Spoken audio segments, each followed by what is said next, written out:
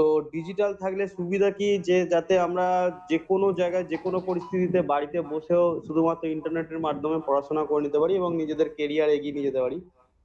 তো সেই ক্ষেত্রে ডিজিটাল ইনিশিয়েটিভ গভর্নমেন্ট অফ ইন্ডিয়ার তরফ থেকে নেওয়া হয়েছে। আজকে প্রত্যেকের নিশ্চয়ই অডিও ভিডিও ক্লিয়ার আসছে, কারো অসুবিধা হচ্ছে না তো? না কেউ একজন স্যার। না স্যার, ক্লিয়ার আসছে। ঠিক আছে, ওকে।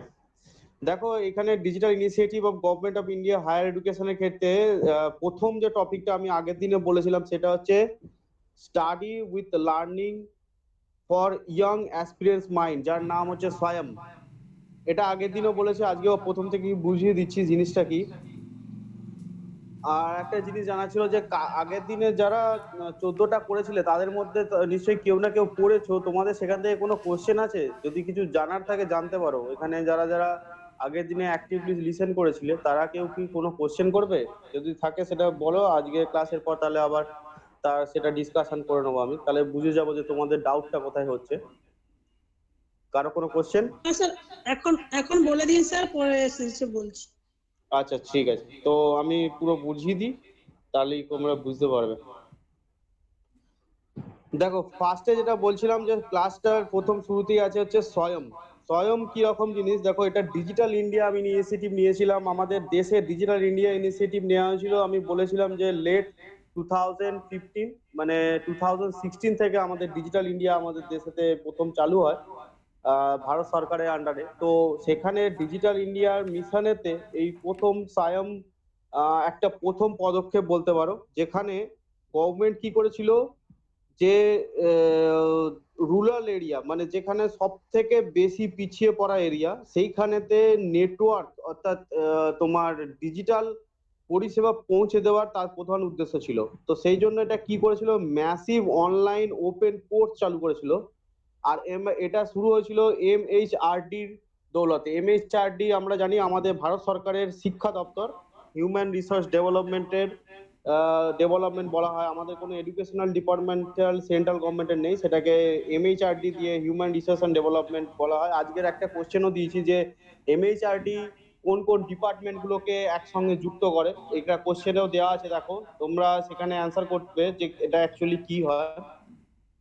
এমএইচআরডিটা কোন কোন ডিপার্টমেন্টকে আমাদের একসঙ্গে কানেক্ট করেছে, শুধু এডুকেশনে তার মধ্যে অনেক কিছু আছে। তোমরা সেখানে কোশ্চেনটা পড়লেই বুঝতে পারবে যে স্যার কোশ্চেনটা দিয়েছেন এটাতে এমএইচআরডিটা কি বলতে চাইছে। তো দেখো এমএইচআরডি প্রথম এই ডিপার্টমেন্টটি গোটা ডিজিটাল ইন্ডিয়ার যে এডুকেশন সিস্টেম আছে সেটার জন্য সব থেকে বেশি গুরুত্বপূর্ণ ভূমিকা গ্রহণ করেছে। প্রায় যে 18টা আমি আজ ইনিশিয়েটিভ নিয়েছি, ম্যাক্সিমাম কাজটা এমএইচআরডির আন্ডারে হয়। তার মধ্যে কিছু কিছু আইআইটিস আছে যেগুলো আমাদের দেশের সব থেকে গুরুত্বপূর্ণ শিক্ষা প্রতিষ্ঠান, যেগুলোর নাম গোটা পৃথিবী জুড়ে আছে এবং যেখান থেকে অনেক স্টুডেন্ট বাইরেতেও আমাদের রিসার্চ ওয়ার্কারের কাজ করতে যায়। তো এমএইচআরডি প্রথম ডিজিটাল ইন্ডিয়া ইনিশিয়েটিভের মাধ্যমে যে সমস্ত এরিয়া পিছিয়ে পড়েছে সেই সমস্ত জায়গায় এই ম্যাসিভ অনলাইন ওপেন কোর্স চালু করেছিল। এবং সেখান থেকে দেখো মেজর ইনিশিয়েটিভ নেওয়া হয়েছিল স্টাডির ক্ষেত্রে। সবসময় জানবে এটা পড়াশোনার জন্যই নেওয়া হয়েছিল, স্টাডির ক্ষেত্রে নেওয়া হয়েছিল, যেখানে ইয়ং অ্যাসপিরেন্স মাইন্ড মানে যারা যুব সমাজ আছে তাদেরকে উদ্দীপিত করার জন্য। অর্থাৎ আজকে আমাদের গ্রামেতে কোনো কোনো প্রান্তের কোনো ছেলে আজকে যদি ডিজিটাল ইন্ডিয়া পড়াশোনার সাথে যুক্ত থাকে বা ডিজিটালি হায়ার এডুকেশনের সঙ্গে যুক্ত থাকে, তার ক্ষেত্রে কোনো রকমই প্রবলেম হবে না যে তার কাছে কোনো বই নেই, তার কাছে কোনো ফেসিলিটিস নেই। সে চাইলে যে কোনো জায়গা থেকে, সে ভারতের যে কোনো জায়গা থেকে যে কোনো টিচারের সঙ্গে কানেক্ট হতে পারে। সেটা আগে অন্যান্য টপিক গুলোতে আছে, আমি বলে দেবো কিভাবে কানেক্ট হয়। তো সেখান থেকে তাদের ডিজিটাল লার্নিং করতে পারে। তো study web of active learning for young experience এটা দিয়ে স্বয়ং স্টার্ট হয়েছিল। এর পরের ইনিশিয়েটিভ নেওয়া হয়েছে স্বয়ং প্রভো। স্বয়ং প্রভোটা কি আছে দেখো, এটা 32 ডিটিএইচ চ্যানেল তৈরি করা আছে। 32 ডিটিএইচ চ্যানেল, এটা আগের দিনে আমি বলেছিলাম যে 32টা ডিটিএইচ চ্যানেল মানে ডাইরেক্ট টু হোম। আমরা যেরকম কেবল অপারেটর থেকে দেখি যে ডিটিএইচ কানেকশন, যেখানে আমাদের প্রত্যেকে সেই ডাইরেক্ট টু হোমে গিয়ে আমরা বিভিন্ন টিভি চ্যানেল দেখি। শুধুমাত্র 32 ডিটিএইচ চ্যানেল আমাদের দেশে এখনো আছে, যেটা একটা স্যাটেলাইট কানেক্টেড। এই কোশ্চেনটাও আসে, GSAT-15 এই স্যাটেলাইটটা কিসের জন্য লঞ্চ করা হয়েছিল? তো তোমরা এটা অপশনে অবশ্যই পাবে, এডুকেশনাল প্রোগ্রামের জন্য লঞ্চ করা হয়েছিল। এবং এটা কোন কোন চ্যানেলকে কন্ট্রোল করে? 32 ডিটিএইচ চ্যানেলকে কন্ট্রোল করে। এই GSAT-15 স্যাটেলাইটটা খুবই গুরুত্বপূর্ণ, এটা বারবার কোশ্চেনে আসে। এই কোশ্চেনটা অনেকবারই দেখা গেছে, GSAT-15 কিসের জন্য স্যাটেলাইট। আচ্ছা, এখানে বলে দিই 32 ডিটিএইচ চ্যানেল কেন। এখানে বলে দিই যে এই চ্যানেলগুলো 32টা ল্যাঙ্গুয়েজের চ্যানেল, অর্থাৎ আমাদের বাংলাতে যেমন ডিডি বাংলা আছে, হিন্দির ক্ষেত্রে ডিডি হিন্দি আছে, এরকম তামিল, তেলেগু, উড়িয়া, এরকম মিলে টোটাল 32টা চ্যানেল আছে। আর আমাদের সংবিধানে 22টা ভাষাকে মান্যতা দেওয়া আছে। তো 22টা প্লাস আরো 10টা অন্যান্য স্টেটের ভাষা, রিজিয়নাল ল্যাঙ্গুয়েজকে নিয়ে digital direct two home channel তৈরি করা হয়েছে।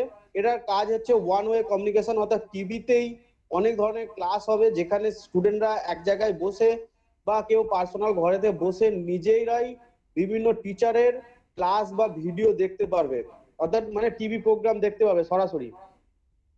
এক্ষেত্রে কারা কারা প্রোভাইড করে দেখো, এখানে আছে এনপিটিইএল, আইআইটিস, ইউজিসি তো তোমরা জানো, united grand commission, CEC, IGNOUs, NCERT, NIOS. NCERT একটা সিলেবাস, একটা বই, এখানে সংস্থা, মানে বুক পাবলিশ করে ক্লাস 2-12 পর্যন্ত। এই এনসিইআরটির বই আমরা প্রত্যেকেই পড়ি যারা দিল্লি গভর্নমেন্টের বোর্ডেতে পড়াশোনা করো।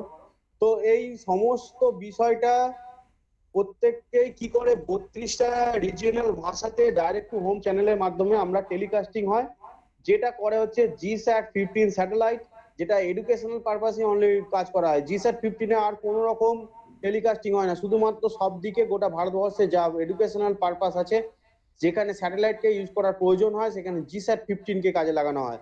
এই কোশ্চেনটা অনেকবারই আসে, এটাকে সবাই মনে রাখবে। তো স্বয়ংপ্রভতে সব থেকে গুরুত্বপূর্ণ টপিক হচ্ছে কটা চ্যানেল আছে এবং কোন স্যাটেলাইটকে কাজে লাগানো হয়, আর এখানে গুরুত্বপূর্ণ কোন কোন সংস্থা এটাতে যুক্ত আছে। ঠিক আছে, আশা করি এই অবধি সবার ক্লিয়ার। এখনো যদি কারো কোশ্চেন থাকে জিজ্ঞেস করতে পারো। কারো কোনো কিছু জানার আছে? ঠিক আছে, মনে হয় কারো কোনো কোশ্চেন নেই। নেক্সট পড়া যাক। National digital library of India, NDL, এটা আমিও আগের দিন বলেছিলাম। ন্যাশনাল ডিজিটাল লাইব্রেরি কিরকম? দেখো, আমাদের দেশেতে লাইব্রেরি তো আছে, কিন্তু রুরাল এরিয়াতে অনেক লাইব্রেরি ফেসিলিটি কম আছে, অর্থাৎ আমরা গ্রামে এখনো লাইব্রেরি পৌঁছাতে পারি না। অনেক গ্রাম আছে বা অনেক জায়গা আছে যেখানে লাইব্রেরি নেই সেই গ্রামটাতে।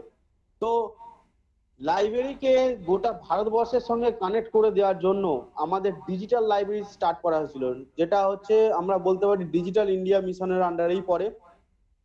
ন্যাশনাল ডিজিটাল লাইব্রেরি, এটা এনডিএলটা all digital library store information meta data about different type of digital content including books, article, videos, audios, these and other educational materials relevant for user for varying educational level and capabilities. It's provide a single window search facilities access digital contents currently existing in India as well as other digital source under single umbrella. এটা একটা জিনিস দেখে নাও যে digital library, তোমরা প্রত্যেকেই বুঝতে পারছো যে এটা একটা লাইব্রেরি হয় যেখানে শুধুমাত্র বই ছাড়াও আর্টিকেল থাকে। অনেকে যারা যারা রিসার্চ ওয়ার্কার আছে তাদের যে আর্টিকেল, সেই আর্টিকেল গুলো লেখা থাকে, প্লাস ক্লাসের ভিডিও থাকে, অডিও থাকে, অনেক কিছু বিষয় অডিও থাকে।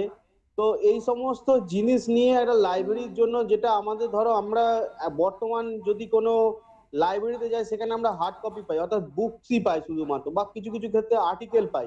কিন্তু যে বুকসটা, যে টপিকটা আমার বোঝার সম্ভব হয় না, সেখানে ক্ষেত্রে এই ডিজিটাল লাইব্রেরি ফাংশন করে। যখন ধরো আমার কোনো টপিক বুঝতে পারছি না, তো তার উপর ভিডিও প্রোগ্রামিং করা আছে, তার উপর অডিও রয়েছে, বা আদার্স অন্যান্য মেটেরিয়ালস এডুকেশন সোর্স রয়েছে যেখানে এই ব্যাপারটাকে বুঝিয়ে দেওয়া হয়েছে। তো ডিজিটাল লাইব্রেরির ক্ষেত্রে আমাদের বোঝাটা বা কোনো কিছু টপিককে রিলিভেন্টের জিনিসটাকে আন্ডারস্ট্যান্ডিং করাটা আমাদের সহজ হয়ে গেছে। তো ন্যাশনাল ডিজিটাল লাইব্রেরির ফাংশনটা এটা। নেক্সট টপিক আছে দেখো, ভার্চুয়াল ল্যাব। ভার্চুয়াল ল্যাবটা আমাদের human research development, MHRD, ministry of human research ডেভেলপমেন্টের আন্ডারে পড়ে। তো এতক্ষণ পর্যন্ত যে দুটো আমরা পড়লাম, স্বয়ংপ্রভ এবং NDL, ন্যাশনাল ডিজিটাল লাইব্রেরি, এখানে কিন্তু MHRDর অতটা ভূমিকা নেই। তোমরা এটা নিশ্চয়ই লক্ষ্য করেছো, MHRDর ভূমিকা কোথাও কোথাও থাকছে, কোথাও কোথাও থাকছে না, এই জিনিসটাও নোট করবে। যে কোথাও কোথাও এমএইচআইডির ভূমিকা আছে। এই কোশ্চেনটা অনেকবার দেখা গেছে যে এমএইচআরডি ডিপার্টমেন্ট কোন কোন বিষয়কে কন্ট্রোল করে। ধরে নাও আমি এখানে অপশনে দিয়ে দিলাম স্বয়ংপ্রভ, অপশনে দিয়ে দিলাম ভার্চুয়াল ল্যাব, অপশনে দিয়ে দিলাম স্বয়ং।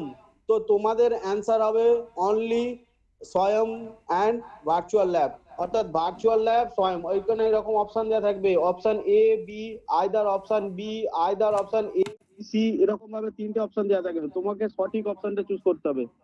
এখনকার অপশন গুলো তোমরা ফলো করবে, এখানে সিঙ্গেল অপশন দেওয়া থাকে না, অর্থাৎ একটা কোশ্চেনে দুটো অ্যান্সার অনেক সময় দেখা গেছে। তো ডিপলি পড়লে তবেই তুমি দুটো অ্যান্সার করতে পারবে। তুমি যদি মনে করো যে আমি সবটা না পড়ে একটু একটু টাচ করে চলে যাব, তার ক্ষেত্রে হয় না। কারণ এখন কোশ্চেনের প্যাটার্নটা এইভাবেই করা হয়েছে যাতে কোশ্চেনটা ডিপলি পড়ে একটা ছেলে বা স্টুডেন্ট উত্তর দেয়। যদি মনে করে যে কোশ্চেন এটা সঠিক, তুমি এ অনলি দাগ দিয়ে চলে এলে, এখানে দেখা গেল যে অপশন সিটাও সঠিক ছিল, অর্থাৎ এ আর সি কমন অ্যান্সার হওয়া উচিত ছিল এই কোশ্চেনটার ক্ষেত্রে। সেক্ষেত্রে কিছু কোশ্চেনটা রং হয়ে যায়। তো এই কোশ্চেন গুলো এরকম প্যাটার্নে এই কারণে বানানো হয়েছে যে এখন প্রত্যেকেই হার্ডওয়ার্ক করে, প্রত্যেকেই অনেক নলেজ রাখে, কিন্তু তার মধ্যে থেকেও যারা সব থেকে বেশি ডেপথে পড়ে তাদেরকে তুলে নিয়ে আসা হয়। তো সেখানে দেখো ভার্চুয়াল ল্যাবটা কিন্তু এমএইচআরডি আন্ডারে পড়ে, বাকি এই স্বয়ংপ্রভ বা এনডিএল এরা এমএইচআরডি আন্ডারে আসে না। এগুলো একটু নোট করবে তোমরা প্রত্যেকেই, যারা অ্যাক্টিভ লিসেনার আছো প্রত্যেকেই একটু একটু ফলো করবে। তো দেখো এখানে ভার্চুয়াল ল্যাব যেটা আছে, এটার প্রজেক্ট বা ইনিশিয়েটিভটা নেওয়া হয়েছে এমএইচআরডির আন্ডারে। গভর্নমেন্ট অফ ইন্ডিয়া এর একটা এজেন্সি, মানে বলতে পারো মিনিস্ট্রি। তো national mission on education through information and communication technology, এটার ফুল ফর্ম দেখো, এই NMEICT। এইখানে যে সমস্ত ছোট ছোট ফর্ম গুলো টার্মস গুলো দেখছো, এগুলো অ্যাব্রিভিয়েশন যে ক্লাস আমরা করিয়েছিলাম সেখানেও এগুলো যদি নিজেরা পারো আস্তে আস্তে ইনক্লুড করে নেবে, আর বা যদি থাকে সেগুলোকে একটু একটু দাগ দিয়ে নেবে। কেননা এই যে অ্যাব্রিভিয়েশন গুলো, এগুলো তোমার মনে হবে যে স্যার তো অ্যাব্রিভিয়েশনের ক্লাসেতে অ্যাব্রিভিয়েশন দিয়েছিল সেখান থেকে কমন পড়েনি, কিন্তু তা নয়। অ্যাব্রিভিয়েশন যেখানে যেখানে আমি পেয়েছি প্রত্যেকটা জায়গাতেই আমি ছোট ছোট করে কোড করে দিয়েছি। তার থেকে কি সুবিধা হয়েছে, তোমার এই ক্লাসটা করতে করতে অ্যাব্রিভিয়েশনও পড়া হয়ে যাচ্ছে, প্লাস এই ক্লাসটার ডেপথেও তুমি জানতে পেরেছো। অর্থাৎ কোশ্চেন টোটাল যে মেটেরিয়ালস আছে সেখান থেকেই আসবে বা সেখান থেকেই কমন পাবে, কিন্তু তুমি যদি মনে করো যে অ্যাব্রিভিয়েশন থেকেই কমন আসবে, অ্যাব্রিভিয়েশনটাই পুরোপুরি পড়ে যায়, সেখানে ব্যাপারটা কিন্তু তা নয়। অ্যাব্রিভিয়েশন যেখানেই পাবে সেখানেই তোমার পুরোনো অ্যাব্রিভিয়েশন যে কপি আছে সেখানে গিয়ে দেখে নেবে যে সেখানে আমরা পাচ্ছি কিনা, যদি না পাই সেখানে অ্যাড করে নেবো। তো দেখো এখানে গভর্নমেন্ট অফ ইন্ডিয়ার একটা এজেন্সিকে নিয়োগ করেছে যার নাম হচ্ছে ন্যাশনাল মিশন অন এডুকেশন। এটার কমিউনিকেশন করছে কিসে, টেকনোলজি বেস পড়াশোনাতে, information and communication technology base পড়াশোনাতে। This project is consortium activity 12 participating institute and IIT Delhi এর coordinated institute। আচ্ছা এখানে একটা বলে দিই, ধরো তোমরা আগের দিন অনেকে কোশ্চেন করেছিলে যে স্যার এই ওপর কিরকম ধরনের কোশ্চেন আসে। তো আমি কিছু কোশ্চেন স্যাম্পল তো আজকে ক্লাসের দিয়েছি যে কিরকম ধরনের কোশ্চেন হতে পারে। প্লাস আমি এখানে বলে দিই, ধরো একটা কোশ্চেন আসবে যে which IIT is coordinate virtual lab for higher education, এরকম টাইপের কোশ্চেন দিল, সেখানে অপশন দিয়ে দেবে IIT Delhi, IIT Bombay, IIT Chennai, IIT Kharagpur. তো তোমার এখানে অ্যান্সার হয়ে যাবে আইআইটি দিল্লি। তো আশা করি বুঝতে পারছো যে কিরকম টাইপের কোশ্চেন আসবে, খুব একটা হার্ড নয় অথচ ডেপথে কোশ্চেন আসবে। বা এরকম লিখে কোশ্চেন আসতে পারে which agencies is control the virtual lab facilities of higher education. তো তোমাকে নাম লিখে দিতে হবে national mission on education through information and communication technology, বা শর্ট ফর্মে NMEICT। তো এইগুলো এরকম টাইপেরই কোশ্চেন আমাদের কোশ্চেন পেপারে দেখতে পেয়েছি। তো দেখতে পারো যে নেক্সট যেটা বলছে যে এখানে কোন আইআইটি সব থেকে বেশি কার্যকর করছে, এটা আইআইটি দিল্লি কোঅর্ডিনেট করছে ভার্চুয়াল ল্যাবকে। এখানে টোটাল কতগুলো দেশের মধ্যে ভার্চুয়াল ল্যাব হয়েছে, 205 virtual lab instant still now আছে, আর অ্যাপ্রক্সিমেটলি 1515 ওয়েব এনেবল এক্সপেরিমেন্ট রয়েছে। আচ্ছা এটা কথাটা বলে দিই, আগের দিন একজন কোশ্চেন করেছিল যে স্যার আপনি তো এখানে 205 যে ভার্চুয়াল ল্যাবটা আমাদের রয়েছে সেটা কি মনে রাখতে হবে, বা অ্যাপ্রক্সিমেটলি যতগুলো এক্সপেরিমেন্ট আছে সেটা কি মনে রাখতে হবে। তো তোমার অ্যান্সারটা বলে দিই যে দেখো এখানে ভার্চুয়াল ল্যাবটার সংখ্যাটা স্টিল নাও এক্সিস্ট করছে 205। ইন ফিউচার যদি সংখ্যাটা বাড়ে, সেটা নেক্সট বা তার পরের বছর বেড়েছে বা কোনো বছর বেড়েছে, তো এই নাম্বারগুলো ভেরিয়েন্ট করে বা এক্সপেরিমেন্টটা অনেক সময় ভেরিয়েন্ট হয়ে যায়, অর্থাৎ বেড়ে যায় কমে যায়। কোনো কোনো ক্ষেত্রে এক্সপেরিমেন্ট সাকসেসফুল হয়নি, সেগুলোকে এক্সক্লুড করে দেওয়া হয়, বাদ দিয়ে দেওয়া হয়। কোনো কোনো ক্ষেত্রে নতুন এক্সপেরিমেন্ট সাকসেসফুল হয়েছে, সেগুলোকে ইনক্লুড করা হয়। তো এরকম টাইপের কোনোদিনও কোশ্চেন করবে না যে কতগুলো এক্সপেরিমেন্ট সাকসেসফুল হয়েছে বা কতগুলো এক্সপেরিমেন্ট রয়েছে। হ্যাঁ, কখনো কখনো যদি ভার্চুয়াল ল্যাবের সংখ্যাটা কনস্ট্যান্ট থাকে বা 205টায় যদি ওই সাল পর্যন্ত বরাবর থাকে, তো তখন ভার্চুয়াল ল্যাবের সংখ্যা থেকে কোশ্চেন করতে পারে যে কতগুলো ভার্চুয়াল ল্যাব রয়েছে। কিন্তু কতগুলো এক্সপেরিমেন্ট সফল হয়েছে বা কতগুলো এক্সপেরিমেন্ট রয়েছে, সের ওপর কোনো কোশ্চেন আসবে না। আচ্ছা, এই চারটে টপিকের পড়ার পর কারো কোনো কোশ্চেন এখনো পর্যন্ত এখানে বুঝতে অসুবিধা হয়েছে?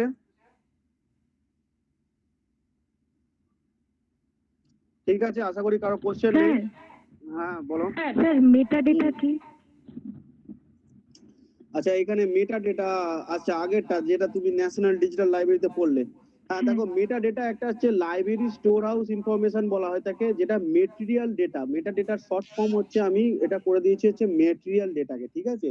Meta data stand for material. Material মানে বোঝো যে কোনো বই হতে পারে, যে কোনো আর্টিকেল হতে পারে, এটাকে মেটা ডেটা বলা হয় থাকে। বুঝতে পেরেছো? Okay sir. আচ্ছা, আর কোনো স্যার কোশ্চেন স্বয়ং, করো? হ্যাঁ স্যার হ্যাঁ স্বয়ংটা একটু আরেকবার বলুন, আমি ছিলাম না। আচ্ছা, স্বয়ং। স্বয়ংটা, হ্যাঁ একটু স্বয়ংটা দেখো, ফার্স্টেই প্রথম টপিকে স্বয়ং পড়িয়েছি। তোমরা যদি যারা যারা লিসেন করনি বা যারা পরে এসছো, লেট এসছো, তো তারা আবার একবার শুনে নাও। স্বয়ংটা কার আন্ডারে পড়ছে? MHRDর আন্ডারে পড়ছে, ঠিক আছে। এটা first initiative of digital India mission. আমি এটা বলেছি, digital India mission late 2015। Late 2015 মানে বুঝে নাও যে ডিসেম্বরের কাছাকাছি এরকম সময় চালু হয়েছে। অ্যাক্টিভলি কাজে এসছে 2016 থেকে, ঠিক আছে। তো এই স্বয়ংটা চালু হয়েছে study wave of active learning for young experience mind. এটা ফার্স্টেস্ট টার্ম, এটা সবার প্রথম আমাদের দেশের ডিজিটাল ইনিশিয়েটিভ। এটার কাজই হচ্ছে তোমার অনলাইন অপারেশন করা, অনলাইন পড়ানো সব থেকে পিছিয়ে যাওয়া ছেলেদের, ট্রাস্ট এরিয়া মানে একদম পিছিয়ে পড়া এরিয়াতে, যেখানে ইয়ং মাইন্ড রয়েছে, যেখানে আরো বুদ্ধি বা যেখানে বলতে পারো বুদ্ধিমান ছেলেরা রয়েছে বিভিন্ন ভাবে। অনেক গ্রামের থেকেও অনেক বুদ্ধিমান ছেলে বেরোয়, তো সেখানে ছেলেরা যাতে সমস্ত রকম ফেসিলিটি পায়, তার জন্য স্বয়ংটা নিয়ে আসা হয়েছে। এটা আমাদের ministry of human research and development করে, এটার ইনিশিয়েটিভ নিয়েছিল ফার্স্ট টাইম। আর এটার কাজই হচ্ছে ইয়াং অ্যাসপিরেন্ট মাইন্ডকে সমস্ত রকম ফেসিলিটি দেশভর দিয়ে দেওয়া, যেখানে বলতে পারো ওয়েব টিচিং হয়ে গেল বা ডিজিটাল লাইব্রেরি, এসব যে আরো আলাদা পড়াচ্ছে, এগুলো স্বয়মের বলতে পারো তার পরে পরে ইনিশিয়েটিভ নেওয়া হয়েছে। স্বয়ংটা সবার প্রথম নেওয়া হয়েছে। আশা করি যে কোশ্চেন করলে সে বুঝতে পেরেছো। এটা হচ্ছে অনলাইন ওপেন কোর্স প্রথমবার চালু করা হয়েছিল আমাদের দেশে। যে কোশ্চেন গুলো বুঝতে পেরেছো নিশ্চয়, স্বয়ংটা যে জিজ্ঞেস করলে।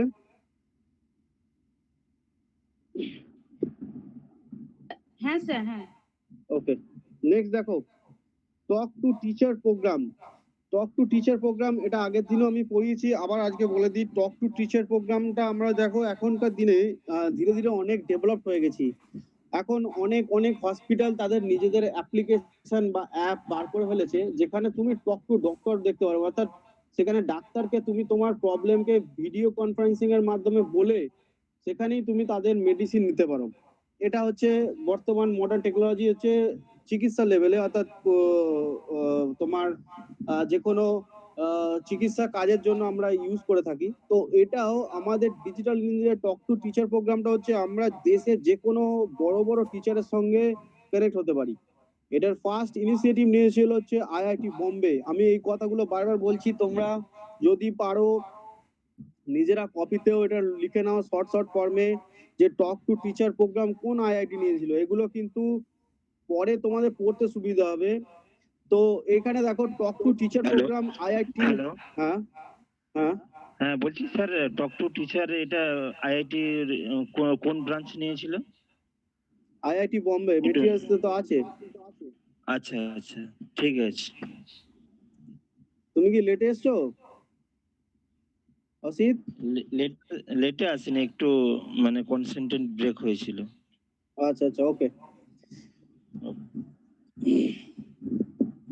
নেক্সট দেখো টক টু টিচার প্রোগ্রাম, এটা হচ্ছে আমাদের প্রথম নিয়েছিল হচ্ছে ইনিশিয়েটিভটা নিয়েছিল হচ্ছে আইআইটি বোম্বে। এটা কে করে? Ministry of human research development fund করে, অর্থাৎ পয়সা ministry of human research development দেয়। এটাও দেখো এনএমই আইসিটি, এই যে আমি আগের বারে টার্মসটা পড়ালাম এজেন্সি, এটা একটা খুবই গুরুত্বপূর্ণ। দেখো ministry of human research development দায়িত্ব প্রথমে নিয়েছিল, তারপরে একটা এজেন্সি ঠিক করে দিয়েছিল, যেটা আমি বারবার পড়াচ্ছি, সেটা হচ্ছে যে এনএমইআইসিটি। এই এজেন্সিটা নিয়েও কোশ্চেন আসতে পারে। National mission for education using information and communication technology, অর্থাৎ তোমরা আজকে যে এতদিনের যে আমি তোমাদের সাথে কানেক্ট হয়েছি ইনফরমেশন অ্যান্ড কমিউনিকেশন টেকনোলজি ক্লাসের জন্য, তো এর একটা এজেন্সি আমাদের ভারত সরকার রিক্রুট করে দিয়েছে। দেখো একটা মিনিস্ট্রির ক্ষেত্রে অনেকগুলো ডিপার্টমেন্ট সামলানো শক্ত হয়ে যায়, তো এজেন্সি তখনই ফর্ম করানো হয় যখন সেই ডিপার্টমেন্টটা ধীরে ধীরে বড় সাইজে হয়ে যায় বা এনলার্জ হয়। প্রথম প্রথম যখন department ministry of human resource development প্রথম একটা ইনিশিয়েটিভ নিয়েছিল স্বয়ং, তখন কিন্তু কোনো এজেন্সি আসেনি। ধীরে ধীরে যখন এই ইনিশিয়েটিভটা হায়ার এডুকেশন ডিজিটালি ধীরে ধীরে বাড়তে থাকছে, তখন দেখো যে এই এজেন্সির নামটা বারবার চলে আসছে, অর্থাৎ এজেন্সিকে দায়িত্ব দেওয়া হচ্ছে। যেমন আমি একটা সিম্পল এক্সাম্পল দিই, যদি কলেজে একটা টুর্নামেন্ট হয়, সেখানে কিছু group of student, group of টিচারকে ইনক্লুড করে দেওয়া হয় সেই খেলাটার পরিচালনা করার জন্য। কলেজের প্রিন্সিপালই যদি মনে করে যে আমি এটা খেলাটা চালাবো বা আমি সবকিছু করব, তার ক্ষেত্রে সমস্ত কিছু সম্ভব হয় না। যেমনই ধরে নাও কলেজের প্রিন্সিপাল হচ্ছে একটা এজেন্সি মিনিস্ট্রি, তার দায়িত্বে এই এজেন্সিরা কাজ করে। আশা করি আজকের ক্লাসটা অতটা বোরিং হচ্ছে না, মোটামুটি তোমরা প্রত্যেকে বুঝতে পারছো। তো তারপরে দেখো এটা কি কাজ করছে, it is a view of collaboration with tool developed by Amrita university providing virtual classroom to facility across the country. তো এখানে দেখো টক টু টিচার প্রোগ্রামে আইআইটি বোম্বেতে ইনিশিয়েটিভ নিয়েছিল, কিন্তু কোলাবোরেশন কার সাথে করতে হয়েছিল? কোলাবোরেশন মিন্স, আমি তোমাদের বলে দিই যে স্যার আপনি কোলাবোরেশন কেন কথা বলছেন বা কোলাবোরেশন কেন করাচ্ছেন এখানে। দেখো আইআইটি বোম্বে তো একটা ইনস্টিটিউট আইআইটির ক্ষেত্রে, কিন্তু আমাদের জানো তোমরা যে সরকারি যে সমস্ত এডুকেশনাল ইনস্টিটিউট আছে তাদের টেকনোলজি বেসড হওয়াটা একটু লেট লতিফে হয়ে যায়, অর্থাৎ বলতে পারো লেট আসে তাদের কাছে সমস্ত কিছু ডিজিটাল সিস্টেমটা। কারণ সরকার অ্যাক্টিভলি ইনিশিয়েটিভ তো নিলে কি হবে, কিন্তু গ্রাউন্ড লেভেল পর্যন্ত আমাদের সেই ইনিশিয়েটিভ পৌঁছাতে পৌঁছাতে সময় লেগে যায়। সেক্ষেত্রে Amrita university is a private university, তো বা গভর্নমেন্ট আন্ডারটেকিং ইউনিভার্সিটি, তারা কিন্তু ভার্চুয়াল ক্লাসরুম প্রথম তাদের নিজেদের স্টুডেন্টদের ফেসিলিটি দিয়েছিল। যেহেতু তাদের কাছে এই টুলস অ্যান্ড এই সিস্টেমটা ডেভেলপ ছিল, তো সঙ্গে সঙ্গে আইআইটি বোম্বে সেই অমৃতা ইউনিভার্সিটি সেই সময়কে তাদেরকে দায়িত্ব দেয় অল ওভার ইন্ডিয়াতে এই টোটাল টক টু টিচার প্রোগ্রামটাকে ইনিশিয়েটিভ নেওয়ার জন্য। আশা করি অমৃতা ইউনিভার্সিটি কেন ফাংশনে আসলো তোমরা বুঝতে পেরেছো, যে আমাদের যে সমস্ত সরকারি যে সমস্ত সুবিধা সেগুলো আমাদের গ্রাউন্ড লেভেল, অর্থাৎ একটা গ্রাম পর্যন্ত পৌঁছাতে, যদি ধরো আজকে 2016 বা 2015-এ কোনো একটা ইনিশিয়েটিভ গভর্নমেন্ট দিল্লিতে বসে নেয়, সেটা আমাদের স্টেটে আস্তে আস্তে 2017-2018 হয়ে যায় বা সম্পূর্ণ কার্যকর হতে সময় লাগে। কারণ ভারতবর্ষ অনেক বড় এরিয়া, অনেক স্টেট, অনেক ডিস্ট্রিক্ট আছে এখানে, তো ইনিশিয়েটিভ নিতে নিতে সময় লাগে। সেক্ষেত্রে একটা প্রাইভেট অর্গানাইজেশন তার থেকে ফাস্ট কাজ করে, কারণ তাদের কাজ করাটাই মেন ফাংশন, তাদের আর বলতে পারো ইনকাম সোর্সটাই সব থেকে বড় করা, অর্থাৎ তারা যত তাড়াতাড়ি কাজটা করে দিতে পারবে তত তাড়াতাড়ি তারা পয়সা পেয়ে যাবে সরকারের থেকে। তো প্রাইভেট ইউনিভার্সিটি বা গভর্নমেন্ট আন্ডারটেকিং ইউনিভার্সিটিসকে এই জন্যই দায়িত্ব দেওয়া হয়েছে, যেখানে তারা অ্যাক্রস ইন্ডিয়াতে এটা খুব ফাস্টলি বা তাদের যে টুলস আছে সেটাকে খুবই তাড়াতাড়ি নিয়ে যেতে পারবে। তো Amrita university is a first university যার সঙ্গে আইআইটি বোম্বে বলতে পারো কোলাবোরেট করে এই জিনিসটাকে চালু করেছিল। The course can be view absolutely free of charge and lower bandwidth. দেখো এখানে একটা সব থেকে বড় জিনিসকে খেয়াল রাখা হয়েছে, লোয়ার ব্যান্ডউইথ টার্মটা। তোমরা এখানে অমৃতা ইউনিভার্সিটির নামটা মনে রাখবে, তার সঙ্গে লোয়ার ব্যান্ডউইথটা কি বলে দিই। লোয়ার ব্যান্ডউইথ মানে ধরো আমি আজকে এখানে ক্লাসরুম করাচ্ছি বা ক্লাস করাচ্ছি, তো আমার নেটের স্পিড এখানে 4G কানেক্টিভিটিতে চলছে। ধরে নাও যে যদি আজকে ইন্ডিয়ার কানেক্টিভিটি এখনো থার্ড জেনারেশন অর্থাৎ 3G তে থাকতো কিংবা 2G তে থাকতো, তো তো এখানে গুগলকে তাদের গুগল মিটকে লঞ্চ করার সময় এটা মাথায় রাখতে হতো যে এর ব্যান্ডউইথটা অর্থাৎ এর নেটের স্পিডটা খুবই কম। এই কম স্পিডেতেও যাতে ক্লাসটা করানো যায় তার জন্য তাদেরকে সেরকম কনফিগারেশন করতে হতো। তো এই লোয়ার ব্যান্ডউইথ টার্মটা এই কারণে মাথায় রাখতে হয়েছে যে আমাদের অনেক গ্রামেতে এখনো পর্যন্ত 4G কানেক্টিভিটি পৌঁছায়নি বা যেখানে এখনো 3G কানেক্টিভিটি রয়েছে। তো লোয়ার ব্যান্ডউইথ থাকলে সেখানকার স্টুডেন্টরা এই লোয়ার ব্যান্ডউইথ ফেসিলিটির মাধ্যমে অর্থাৎ কম ডেটা কনজিউম করে বা কম স্পিড হাই স্পিড নেট না পেয়েও অ্যাবসলিউটলি ফ্রিতে তারা যে কোনো টিচারের সঙ্গে কানেক্ট হতে পারবে। তো লোয়ার ব্যান্ডউইথটা সেই কারণে রাখা হয়েছে। Apart from the core course engineering and computer science discipline, এর আগের দিন আমি বলেছিলাম যে অ্যাপার্ট টার্মসটা ইউজ মানে হচ্ছে সেটা বাদ দিয়ে ইঞ্জিনিয়ারিং এর কিছু কিছু কোর জিনিস যেগুলো খুবই গুরুত্বপূর্ণ, যেটা বলতে পারো যে ইঞ্জিনিয়ারিং তো হাতে কলমে করা শিক্ষা, অর্থাৎ কিছু কিছু ক্ষেত্রে তোমাকে প্র্যাকটিক্যাল এক্সপিরিয়েন্সও থাকতে হবে। আর ভার্চুয়াল সিস্টেমে অর্থাৎ তুমি বলতে পারো ভিডিও কনফারেন্সিং বা টিচারের মাধ্যমে এটা করা সম্ভব হয় না। তো কোর কোর্সের কিছু কিছু বাদ দিয়ে দেওয়া হয়েছে। কম্পিউটার সায়েন্সেরও সেরকম হাতে কলমে শিখতে হয়, কিছু কিছু ক্ষেত্রে কম্পিউটারের কাজ শিখতে হয়, যেটা টিচার প্রোগ্রামে সেখানে করা সম্ভব হয় না। তো যে সমস্ত জিনিস প্র্যাকটিক্যাল এক্সপিরিয়েন্স দরকার সেই সমস্ত জিনিসকে বাদ দিয়ে the program also social science discipline.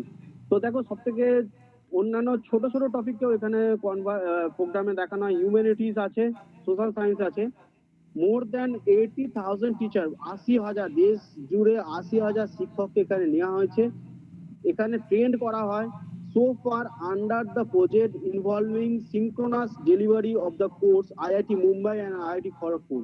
দেখো আইআইটি মুম্বাই মানে আইআইটি বোম্বের কথা বলা আছে, বোম্বে যেটা সেটাই মুম্বাই। তো মুম্বাই এবং আইআইটি খড়গপুর পরে জয়েন্টলি মার্জ হয়, তার সঙ্গে অমৃতা ইউনিভার্সিটি টুলস কে কাজে লাগানো হয়েছে। সবার প্রথম ইনিশিয়েটিভ আইআইটি বোম্বে নিয়ে, তোমরা বুঝে নাও। ইউজিং দিস বারবার বলেছি, তোমরা ধীরে ধীরে আমি টপিক ওয়াইজ বলে দিচ্ছি। তো আসছে আইআইটি বোম্বে ইনিশিয়েটিভ নিয়েছিল, কার আন্ডারে নিয়েছিল? Ministry of human research and ডেভেলপমেন্টের আন্ডারে। কোন এজেন্সি রিক্রুট করেছিল? NMEICE, অর্থাৎ এজেন্সিটার নাম হচ্ছে national mission and educational using information and communication technology. Next তারপরে তারা কাকে টার্গেট দিয়েছিল কাজটা করানোর জন্য? অমৃতা ইউনিভার্সিটিকে। এবং পরবর্তীকালে কোন আইআইটি বোম্বের সঙ্গে মার্জ হয়ে যায় অর্থাৎ এই কাজের সঙ্গে একসঙ্গে যোগদান করে? সেটা হচ্ছে আমাদের স্টেটে থাকা আইআইটি খড়গপুর। তো এই জিনিসটা নিয়ে করে যদি কনফিউশন থাকে কোশ্চেন করতে পারো। তারপরে আমি নেক্সট আচারিতে যাব, কারো যদি কোনো কিছু জানা থাকে কোশ্চেন করতে পারো।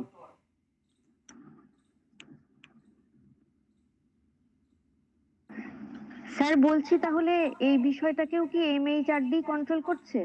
হ্যাঁ, MHRD কন্ট্রোল করছে। দেখো লেখা আছে ফান্ড করছে, হ্যাঁ পয়সা দিচ্ছে, কন্ট্রোল করছে এজেন্সি, ফান্ড করছে, পয়সা দিচ্ছে। দেখো আমি তোমাদের বললাম যে MHRD প্রথমে কিছু কিছু কন্ট্রোল করতো, তারপর ফান্ডিং দিয়ে দেয়, এজেন্সি কন্ট্রোল করে। তো যার ডাউট হলো যে কোশ্চেনটা, যে আমি তোমাদের বললাম যে একটা ডিপার্টমেন্টকে সমস্ত জিনিস কন্ট্রোল করা সম্ভব হয় না, তো সেক্ষেত্রে এজেন্সি নিয়োগ করে। যেমন আমি কলেজ প্রফেসর এবং কিছু কিছু খেলার প্রোগ্রামটা নিয়ে কথাটা বললাম, বোঝালাম তোমাদের। তো MHRD ডিপার্টমেন্ট ফান্ড দিতে শুরু করছে, এবার এজেন্সি কন্ট্রোল করছে। আর কারো কোশ্চেন? তাহলে যদি এমন কোশ্চেন থাকে যে কোন কোন বিষয়কে কন্ট্রোল করছে, তাহলে এই ক্ষেত্রে স্বয়ং আর ভার্চুয়াল ল্যাবটাই হবে, আর ফান্ডিং এর ক্ষেত্রে সেটা কি আলাদা হবে? না দেখো, আমি তোমাদের কোশ্চেনে যখন এরকম চলে আসবে যেখানে কন্ট্রাডিক্টরি কোশ্চেন, সেক্ষেত্রে ডাবল অপশন চলে আসবে। প্রথম অপশন চলে আসবে যে অপশন এ তে থাকবে ministry of human resource and development, option C তে দেওয়া থাকবে দেখবে NMEICT। সেক্ষেত্রে তোমাকে অ্যান্সার করে দিতে হবে যেখানে দেখবে A and C অপশনটা আছে, অর্থাৎ দুটোই একসঙ্গে অ্যান্সার করতে হবে। আমি তো কোশ্চেনের শুরুতেই বললাম, আজকে ক্লাসের শুরুতে, যে কিরকম ভাবে কোশ্চেনটা এখন ফরম্যাট তৈরি করা হচ্ছে স্টুডেন্টদের তাদের পড়াশোনার লেভেলটাকে চেক করানোর জন্য। তো এখানে কোশ্চেনটা এরকম ভাবে আসবে যে talk to teacher initiative control by which department বা ডিপার্টমেন্টস, এরকম অপশন দেওয়া থাকবে, অপশন এস জুড়ে দেওয়া থাকবে। তো তোমার এখানে কোশ্চেন এ তে দেওয়া থাকবে যে MHRD, কোশ্চেন বি তে ধরে দেওয়া থাকবে কোনো একটা অন্য আইআইটির নাম, ধরো আইআইটি চেন্নাই দেওয়া থাকবে। কোশ্চেন অপশন সি তে দেওয়া থাকবে তোমার NMEICT বা ফুল ফর্মটাও লেখা থাকতে পারে। তো এরকম টাইপের দিয়ে তোমাকে অ্যান্সারটা করে দেবে যে which option is correct, option A, only option A, only option A B, only option A and C, এরকম ভাবে কোশ্চেনটা করে দেবে, তোমাকে ঠিক করতে হবে only option A and C. বুঝতে পেরেছো যে কোশ্চেন করলে? হ্যাঁ স্যার, ঠিক আছে। ওকে, নেক্সট দেখো আচারিয়ার হ্যাঁ স্যার বলছি যে ভার্চুয়াল ল্যাবের ক্ষেত্রে যেটা বলছিলেন যে এমএইচআরডিটা কন্ট্রোল করছে, এইটা হচ্ছে কন্ট্রোল করছে, আর এই এজেন্সিটা সাহায্য, তাই তো? NMEICIT সিটি, হ্যাঁ হ্যাঁ হ্যাঁ হ্যাঁ হ্যাঁ হ্যাঁ এই এজেন্সির মাধ্যমে ওটাকে কন্ট্রোল করছে, তাই তো স্যার? হুম। বুঝতে পেরেছি, ঠিক আছে। আর কারো স্যার, কোশ্চেন? স্যার ভার্চুয়াল ল্যাবটার ফাংশনিংটা কিভাবে হচ্ছে স্যার, আর সেটাকে অ্যাক্সেস করছে কিভাবে স্টুডেন্টরা? আচ্ছা দেখো, ভার্চুয়াল ল্যাব ফাংশনিং করছে, আমি এটা তোমাদের বললাম যে 205 ভার্চুয়াল ল্যাব অল ওভার ইন্ডিয়াতে রয়েছে। ভার্চুয়াল কথাটার অর্থ তোমরা এটা যদি দেখো যে ভার্চুয়াল মিন্স তুমি ইন ফ্রন্ট অফ ল্যাবে গিয়ে তুমি সেখানে কাজ করছো না, অর্থাৎ যেখানে ধরো আমি কথাই বলছি যে কিছু কিছু আইআইটি তে একটা ল্যাব আছে, আমি সিম্পলি এটা কোশ্চেনটা খুবই সুন্দর করেছে যে স্যার আপনি তো পড়ালেন এই এখনই টক টু টিচার প্রোগ্রামে, যেখানে প্র্যাকটিক্যাল এক্সপিরিয়েন্স আছে সেগুলো তো স্যার নেওয়া যাচ্ছে না, তো সেক্ষেত্রে টক টু টিচার প্রোগ্রামে কিছু কিছু কোর্সকে বাদ দেওয়া হয়েছে। তো সেখান থেকে ওর মনেতে কোশ্চেন এসেছে যে স্যার তাহলে ভার্চুয়াল ল্যাবেতে যে ব্যাপারটা আছে সেটা তাহলে কি করে অ্যাক্সেস করছে স্টুডেন্টরা, এটাই তো কোশ্চেন তৃষা তুমি যেটা করলে? হ্যাঁ স্যার, হ্যাঁ। তো শুনে নাও, দেখো 205 যে ভার্চুয়াল ল্যাব রয়েছে গোটা ইন্ডিয়া জুড়ে, এটা বিভিন্ন আইআইটি, বিভিন্ন ডেভেলপড ইনস্টিটিউট বা ইউনিভার্সিটি বা প্রাইভেট ইউনিভার্সিটিতে তাদের এই যখন এক্সপেরিমেন্ট গুলো করা হয় সেখানকার স্টুডেন্ট তাদের বা সেইখানকার স্টুডেন্টদের যে সমস্ত রিসার্চ ওয়ার্ক গুলো আছে সেগুলোকে নিয়ে এসে টোটাল ভিডিও প্রোগ্রামিং করা হয়। মানে বলতে পারো একটা ল্যাবেতে গিয়ে সেই ব্যাপারটাকে সম্পূর্ণভাবে ভিডিও প্রোগ্রামিং করা হয়। এবার স্টুডেন্ট অ্যাক্সেস এর কথায় আসি, আমি মনে করি যে ধরো তৃষা তুমি একটা কোনো রিসার্চ ওয়ার্কার করছো, তুমি একটা কোনো জিনিস নিয়ে রিসার্চ করতো, তো ধরো তোমার ক্ষেত্রে কিরকম দরকার হতে পারে, ধরো যে রিসার্চটা করছো তোমার পূর্বে বা আগে এই স্টেপটা পৌঁছানো পর্যন্ত, ধরো আমি একটা রিসার্চে অনেক ফাংশন থাকে, তো তুমি একটা অন্য কিছু রিসার্চ করছো, সেখানে একটা এমন বিষয় তোমার দরকার হচ্ছে যে ধরো আমি একটা কথাই বলছি যে সল্টের সাথে অ্যাসিডের যে কম্বিনেশনে মিক্সচার তৈরি হয়, সেখানে অ্যাসিড অ্যান্ড সল্ট মিশে তোমার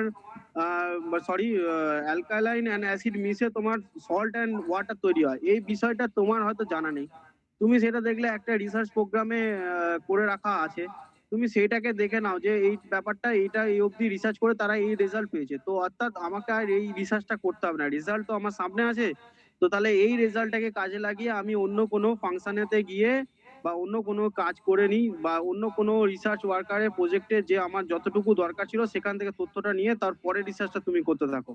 অর্থাৎ আমি এটা বোঝাতে চাইছি যে পুরনো কোনো জিনিসকে বা পুরনো কোনো রিসার্চ ওয়ার্কে সেই ব্যাপারটাকে বুঝে নিয়ে নতুন কোনো রিসার্চ ফাংশনের ক্ষেত্রে এই অ্যাক্সেস গুলো স্টুডেন্টরা করে থাকে।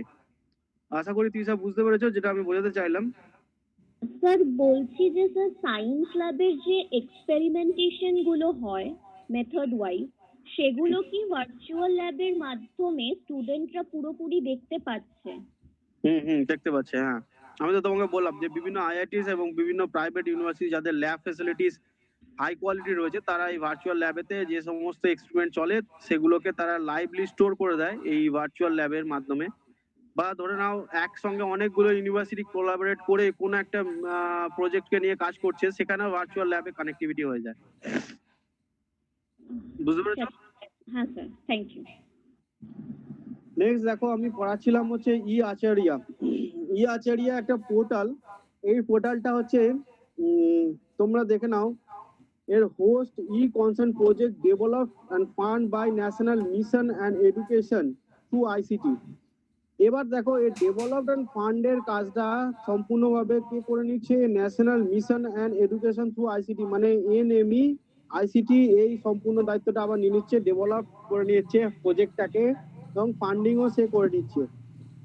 এখানে কি আছে, 70টা প্রজেক্ট আছে on content under the NME ICT. এখানে আর কিন্তু আমাদের যে ministry of human research and development এর ফাংশনিংটা ধীরে ধীরে কমে যাচ্ছে, দেখে নাও এখানে শুধু NME আইসিটি কাজ থাকছে। যেহেতু প্রজেক্টটা 70টা অর্থাৎ ছোট কন্টেন্টের ওপর কাজ, তো সেখানে এনএমই আইসিটি নিজেই ফান্ডিং করে নিতে পারছে 70 project E content under the science, art, engineering, social science etcetera. অর্থাৎ যেখানে প্রজেক্টের সংখ্যা কম সেখানে আর আমাদের মিনিস্ট্রির যে ফান্ডিং সেটাও হয়তো কিছু কিছু ক্ষেত্রে লাগে, কিন্তু মেইনলি ভূমিকায় আসছে হচ্ছে এনএমই আইসিটি, যেখানে science art engineering and social science আসছে।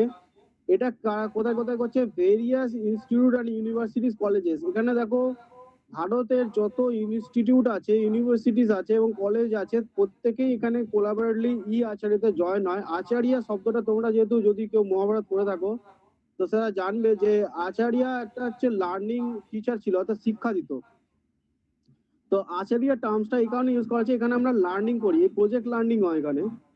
The portal would provide facilities to search, browse hosted content wherein learner can easily access desired material including audio video learning materials। আমি তোমাকে বললাম যে এটা লার্নিং প্রোগ্রামের অংশ, যেখানে টেক্সচুয়াল মেটেরিয়ালস থাকে অর্থাৎ পড়ার বিষয় থাকে, মাল্টিমিডিয়া থাকে, এনরিচড মেটেরিয়াল থাকে, তার সঙ্গে অন্যান্য সিলেবাস বেস সার্চ করতে পারো। আচ্ছা, এখানে সবথেকে গুরুত্বপূর্ণ, আগের দিন আমি বলেছিলাম যে এইখানে তুমি নিজের অ্যাকাউন্ট বানাতে পারো এবং নিজের একটা স্পেস থাকে যেখানে তুমি যে সমস্ত পড়াশোনার যে সাপোর্টিভ জিনিসগুলো এই আচার্য থেকে পেয়েছো সেটা এখানে স্টোর করতে পারো, প্লাস নিজের কোনো কোনো বিষয় যেটা তুমি বাইরে থেকে পেয়েছো সেটাও ইনক্লুডিং এখানে স্পেসেতে স্টোর করতে পারো। এটা 24/7 এর কানেক্টিভিটি সবসময় পাওয়া যায়, অর্থাৎ এটা তো যে কোনো ডিজিটাল জিনিসই আমরা পেতে থাকি। আর এটা ইন্টিগ্রেটেড উইথ এনএমই আইসিটি, মানে এনএমই আইসিটি এটা প্রথম সবকিছু করে। আর ক্লাউড নেটওয়ার্ক, আমি আগের দিন বাদল পড়েছিলাম, বাদলের অংশটার কিছুটা অংশ এখানে উল্লেখ করা হয়েছে। ক্লাউড শব্দটা আমি আগের দিন বলে দিয়েছিলাম যে ধরো আমাদের কোনো অ্যাক্সেসরিজ, মোবাইল হোক, ল্যাপটপ হোক, কম্পিউটার হোক, তার মধ্যে থাকা ডেটা যে কোনো মুহূর্তে সেই জিনিসটা মোবাইল বা ল্যাপটপ নষ্ট হয়ে গেলে তার ডেটাটাও নষ্ট হয়ে যায়। তো সেখানে যদি আমরা ক্লাউড স্টোরেজ করে দিই বা বাদলে রেখে দিই, তো সেখানে কি হয়, সেই সমস্ত তথ্যগুলো সারা জীবনের জন্য সেখানে স্টোর হয়ে যায়।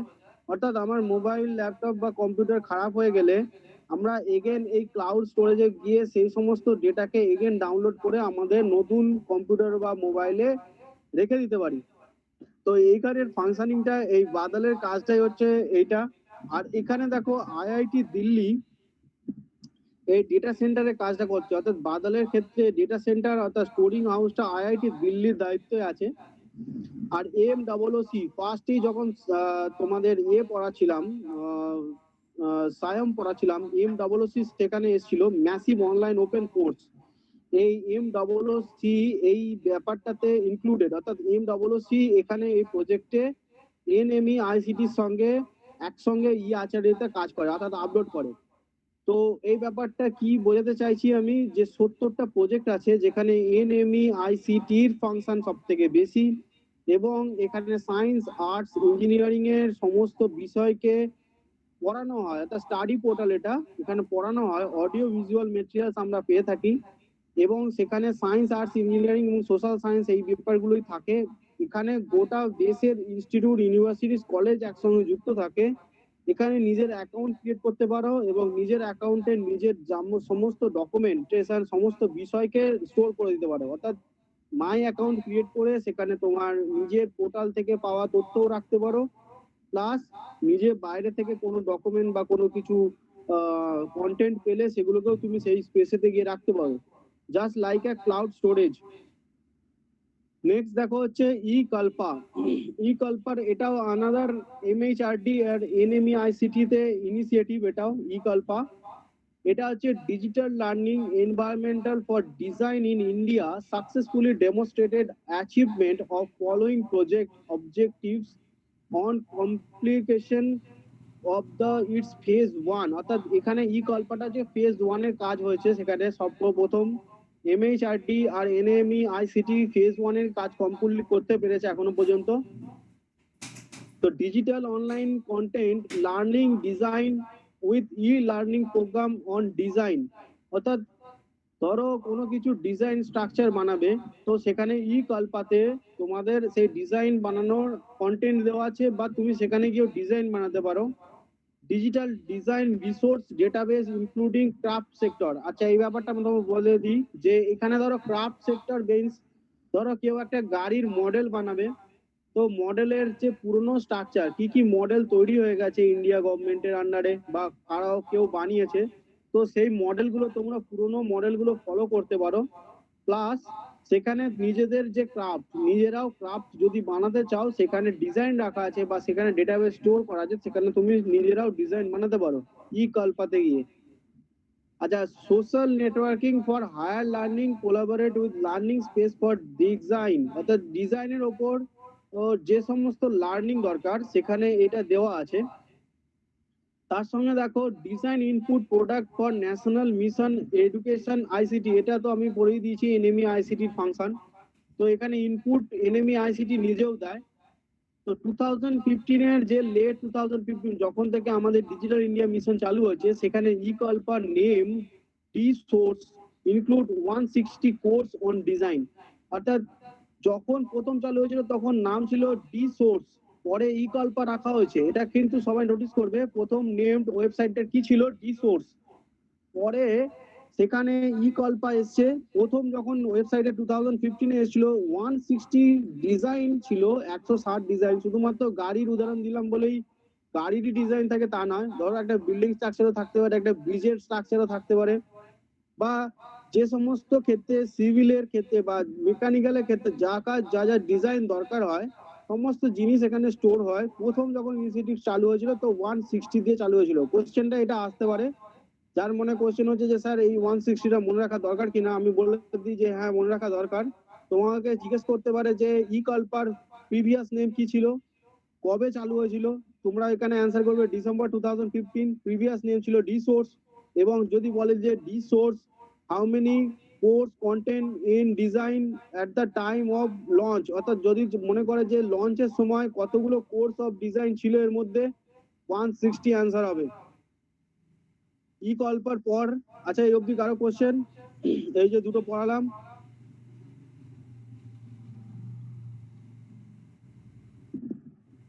ঠিক আছে, নেক্সট দেখো 8 নম্বর। 8 নম্বর হচ্ছে FOSSEE free library and open source software in education. এটা আগের দিনও পড়িয়েছিলাম। এটা যাদের মনে আছে তাদেরকে আবার বলে দিই যে দেখো এখানে আমাদের কিছু কিছু সফটওয়্যার কোর্স আছে। ধরো আমি বলেছিলাম আগের দিন একটা উদাহরণ দিয়ে, এমএস ওয়ার্ড কে আমরা কিনে ইউজ করি। যারা যারা actually licence base computer use করে, অর্থাৎ যাদেরকে লাইসেন্স কিনে কম্পিউটার চালাতে হয় প্রোগ্রামকে ঠিক রাখার জন্য, তো সেখানে এমএস ওয়ার্ড কে কিনতে হয়। যেমন আমার কম্পিউটার হচ্ছে লাইসেন্স বেস, অর্থাৎ আমি যে গুগল বলছি, এমএস অফিসের যে সমস্ত কিছু ডেটা ইউজ করি সেগুলোকে আমাকে লাইসেন্স কিনে নিতে হয়। তো এক্ষেত্রে সফটওয়্যারের আমাদের ফ্রি হওয়া দরকার, কেননা আমাদের অনেক স্টুডেন্টই আছে তারা খুব অনেক নিচের বা লো লেভেলের থেকে আসে, তাদের কাছে একটা কম্পিউটার অ্যাফোর্ড করাই শক্ত হয়ে যায়, বা তাদের কাছে ডিজিটালি কানেক্ট হওয়ার জন্য মোবাইলই থাকে না। সেই জন্য আমাদের ওয়েস্ট বেঙ্গল গভর্নমেন্ট অনেকে 12 ক্লাস স্টুডেন্টকে মোবাইল দেয় বা মোবাইল ফেসিলিটিস দিচ্ছে, অনেক স্টেটেরই দিচ্ছে। তো সেখানে কম্পিউটার ফেসিলিটিস অ্যাক্সেস করা সম্ভব হয় না, তার সঙ্গে আবার যদি তাকে লাইসেন্স কিনতে হয় কোনো সফটওয়্যারে, তো সেখানে আরো অসুবিধা হয়ে যায়।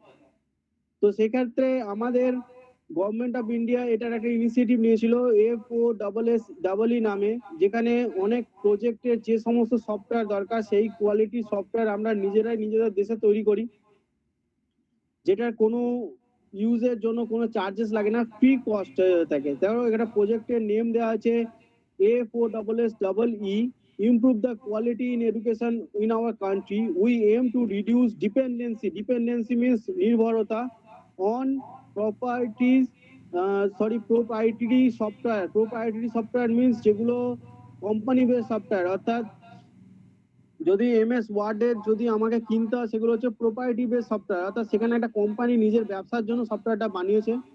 তো সেখানে আমাদের নিজস্ব সফটওয়্যার বানাতে হয়েছে এডুকেশনাল ইনস্টিটিউটস পারপাসে ইউজ করার জন্য। We encourage to use FLOOS tools through the various activities, ensure the commercial software is replaced equivalent AFLOSS tools. We also develop new AFLOSS tools to and upgrade the existing tool, meet the requirement academic research. তো এখানে ব্যাপারটা আমি যেটা বললাম সেই ব্যাপারটা লেখা আছে যে যে সফটওয়্যারটা আমরা এতদিন ইউজ করছি সেটাকে রিপ্লেস করে তার ডেভেলপ সফটওয়্যার বা সেখানে সেই রকমই সফটওয়্যার ইউজ করা যেটা আপগ্রেড করে যেখানে একাডেমিক রিসার্চকে এই সফটওয়্যার গুলো কাজে নিয়ে যায়। আমি শুধু এমএস ওয়ার্ডটা শুধুমাত্র সিম্পল একটা ছোট উদাহরণ দিলাম, অনেক ক্ষেত্রে অনেক রিসার্চ ওয়ার্কের ক্ষেত্রে ডেভেলপ সফটওয়্যার লাগে, যেমন সিভিলের অনেক ডিজাইন বানাতে একটা সফটওয়্যার লাগে। তো সেসব সফটওয়্যারকে আমাদের বিদেশি কোম্পানি থেকে কিনতে হতো, সেই সফটওয়্যারটা যদি আমরা দেশীয় প্রযুক্তির মাধ্যমে তৈরি করে নিতে পারি তো তাহলে সেখানে আমাদের সফটওয়্যার উপর ডিপেন্ডেন্সিটা কমে যায়। The FOSSEE project is a part of National Mission on Education. এটা একই জিনিস যে NME ICT আন্ডারেই পড়ে, আর হিউম্যান রিসার্চ ডেভেলপমেন্ট এটাকে ফান্ড করে। তো এই ব্যাপারটা সেম পুরোনো জিনিসগুলোর মতনই। তো FOSSEE এটার একটা অংশ আমি তোমাদের পড়ালাম। আচ্ছা, এখানে একটা অনেকেরই কোশ্চেন হতে পারে যে স্যার FLOSS এটা কি? তো আমি এটা বলে দিই, ফ্রি লাইব্রা, এই যে লাইব্রা এলটা স্ট্যান্ড ফর লাইব্রা, এই যে এখানে লেখা আছে না ফ্রি লাইব্রা দুটো স্ল্যাশের মাঝখানে, তো এই জিনিসটাকে আমি বলতে চাইছি ওপেন সোর্স সফটওয়্যার। এডুকেশন শব্দটা বাদ দিয়ে দিয়েছি, আর যখন এডুকেশন টার্মসটা যুক্ত হয়ে যাবে তখন FOSSEE হয়ে যাবে, অর্থাৎ free open source software in education. এটা জিনিসটা ভালো করে খেয়াল করো প্রত্যেকেরই, যদি কারো কাছে কপি পেন থাকে নোট করে নাও। FOSSEE যখন টার্মসটা দেওয়া থাকবে সেটা stand for free open source software in education, ঠিক আছে? আর যদি কোশ্চেনে থাকে FLOSS তো সেখানে শুধুমাত্র হবে free libre open source software, এখানে এডুকেশন টার্মসটা আসবে না, ঠিক আছে? আশা করি বুঝতে পেরেছো। FOSSEE টার্ম স্ট্যান্ড ফর আর FLOSS স্ট্যান্ড ফর। এর যদি কোনো কোশ্চেন কারো কিছু জানার থাকে জানতে পারো, নেক্সট তারপর আমি বিদ্বানে চলে যাব।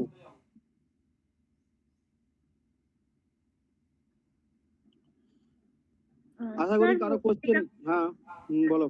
বলছিলাম যে আইআইটি যতগুলো আছে ইন্ডিয়াতে সেগুলো কি স্যার গভর্নমেন্ট ফান্ডেড ইনস্টিটিউশন না প্রাইভেট ইনস্টিটিউশন? কারণ ওখানে আইআইটি সম্পূর্ণ হচ্ছে government fund education institute. IIT আমাদের যতগুলো আছে প্রত্যেকই গভর্নমেন্ট ফান্ড ইনিশিয়েটিভ নিয়ে চলে।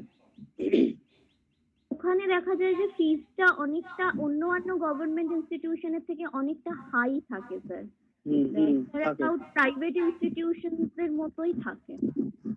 দেখো, আইআইটির ক্ষেত্রে যে সমস্ত স্টুডেন্টরা পড়তে যায় তাদেরকে গভর্নমেন্ট স্কলারশিপ দেয়। তুমি যদি জানো তো যারা আইআইটি পড়ছে তাদেরকে জিজ্ঞেস করতে পারো, তারা একটা পরীক্ষা এক্সাম পাস করে ক্র্যাক করে সেখানে যায় এবং গভর্নমেন্ট তাদেরকে তাদের রিসার্চ কাজ বা পড়াশোনা এগিয়ে নিয়ে যাওয়ার জন্য প্রত্যেকেই সেখানে একটা স্কলারশিপ পায়।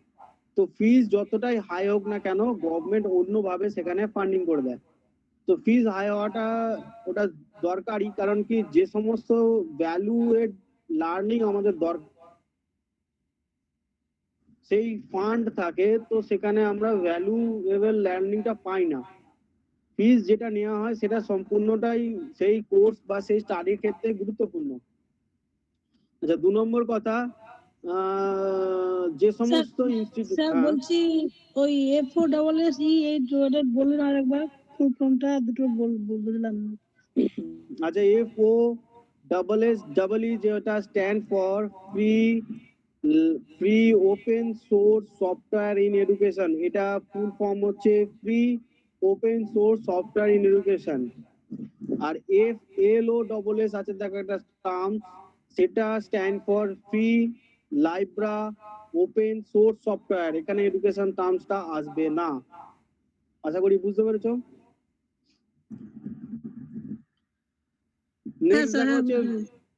নেক্সট দেখো হচ্ছে বিদ্বান টার্মসটা এসছে হচ্ছে premier database profile at science and research and other faculty members working leading academic institution and other research development information. অর্থাৎ দেখো, এটা আমি আগের দিনও বলেছিলাম বিদ্বানের অবজেক্টিভ কি আর বিদ্বান কি কাজ করে। দেখো এটা যে বিদ্বানের যে আমাদের ডেটাবেস তৈরি করে, সেটা কি করে, দেশের যে সমস্ত সায়েন্টিস্ট আছে, যে সমস্ত রিসার্চ ওয়ার্কার আছে, যে সমস্ত রিসার্চ এন্ড ডেভেলপমেন্ট অর্গানাইজেশন আছে বা টিচিং রিসার্চ অফ ইন্ডিয়ার যে টিচিং স্টাফ আছে, তারা কি করে ইম্পর্টেন্ট যে সমস্ত টপিক বা স্কিল বা যে সমস্ত বেনিফিটস আমাদের রিসার্চ থেকে পেয়েছে, সেই সমস্ত জিনিস এইগুলোতে লাইব্রেরি নেটওয়ার্কের মতো স্টোর করে। এটা বলতে পারো ওয়ান কাইন্ড অফ লাইব্রেরি, ঠিক আছে। বাকি যে লাইব্রেরিটা আমরা এতক্ষণ পড়লাম, সেখানে হচ্ছে বই আর্টিকেল স্টোর থাকে। এই লাইব্রেরিটায় কি থাকে বিদ্বানে, এখানে রিসার্চ পেপার থেকে পাওয়া অ্যানালিসিস স্টোর থাকে, অর্থাৎ যে সমস্ত রিসার্চ হয়ে গেছে সেটার ডেটাবেস একটা আলাদা তৈরি করা আছে। তোমরা কোশ্চেনই করতে পারো যে স্যার একই জিনিস বারবার লেখা আছে, কিন্তু না, প্রত্যেকের সঙ্গে একটা না একটা ডিফারেন্স আছে। তোমরা যদি ভালো করে নোটিস করো বুঝতে পারবে। যেখানে ওপেন সোর্স লাইব্রেরি ছিল সেখানে আর্টিকেল, বই এ সমস্ত স্টোর ছিল, কিন্তু বিদ্বানে রিসার্চ ডেভেলপমেন্টের স্টোর আছে। আমি তোমাদের শুরুতেই ক্লাসে বলেছিলাম যে ব্যাপারটা অনেক ক্ষেত্রে মনে হবে যে বোরিং, কিন্তু বোরিং নয়। তোমরা যদি ভালো করে বোঝো দেখবে একটার সঙ্গে একটা অনেকটাই আলাদা আছে, এবং এই আলাদাটা হওয়ার পিছনে এটা থেকে কোশ্চেন আসে। খুব গাগাই কোশ্চেন হবে, মানে বলতে পারো খুব গাগাই জিনিস, একদম একই সঙ্গে কোলাবোরেটেড জিনিস। মনে হবে যেন স্যার একই জিনিস পড়াচ্ছে, কিন্তু তা নয়, একটার সঙ্গে একটা অনেকটাই আলাদা। যদি ভালো করে কেউ মন দিয়ে বোঝে তাহলে বুঝতে পারবে সে। তো রিসার্চ ডেভেলপমেন্টে এখানে লাইব্রেরি নেটওয়ার্কের মতো তৈরি করা হয়েছে। এটার কাজ হচ্ছে INF LIBNET। এটা স্ট্যান্ড ফর যে INF LIBNET, LIB stand for library. Library যে কাজটা সম্পূর্ণ লাইব্রেরি নেটওয়ার্ক সেন্টার এটা তৈরি করা হয়েছে, আর এটা ন্যাশনাল NME ICT তৈরি করেছে। তো এখানে দেখো তো যে এই কালেকশনটার বিদ্বানের মেন ফাংশনটা কি করে, collect of academic and research profile scientists, faculty, research scientists working leading academic R&D organization in India and abroad। শুধু ভারতে নয়, ভারতের বাইরেও যারা রিসার্চ করছে আমাদের দেশীয় সায়েন্টিস্টরা, তাদের সমস্ত ডেটা এখানে একাডেমিকলি প্রোফাইল স্টোর থাকে। তারপরে দেখো quick and connect quick and covertly provide information about expert, peers and prospective collaboration, funding agencies, policy makers, research scholar in the country।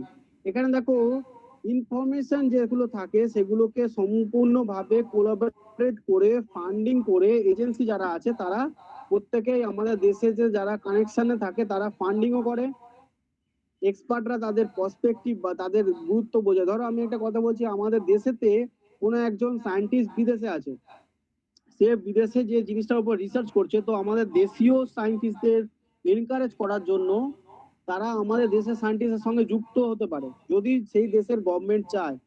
কিন্তু কোনো কোনো দেশে চায় না। যেমন ধরো আমেরিকায় গিয়ে কেউ যদি রিসার্চ করে, সেখানকার গভর্নমেন্ট তো নিশ্চয়ই তাকে পয়সা খরচা করে রিসার্চ করতে দেয়, তার পিছনে অনেক পয়সা খরচা করে। তো তাদের দেশের সায়েন্টিস্টরা যদি বাইরে আমাদের ইন্ডিয়াতে এসে কানেক্টিভিটি করে, তো সেটা একটা তাদের লতে ভায়োলেশন হয়। যদি সেটা জানতে পারে তো তার এগেনস্টে ক্রাইম হয়ে যায়।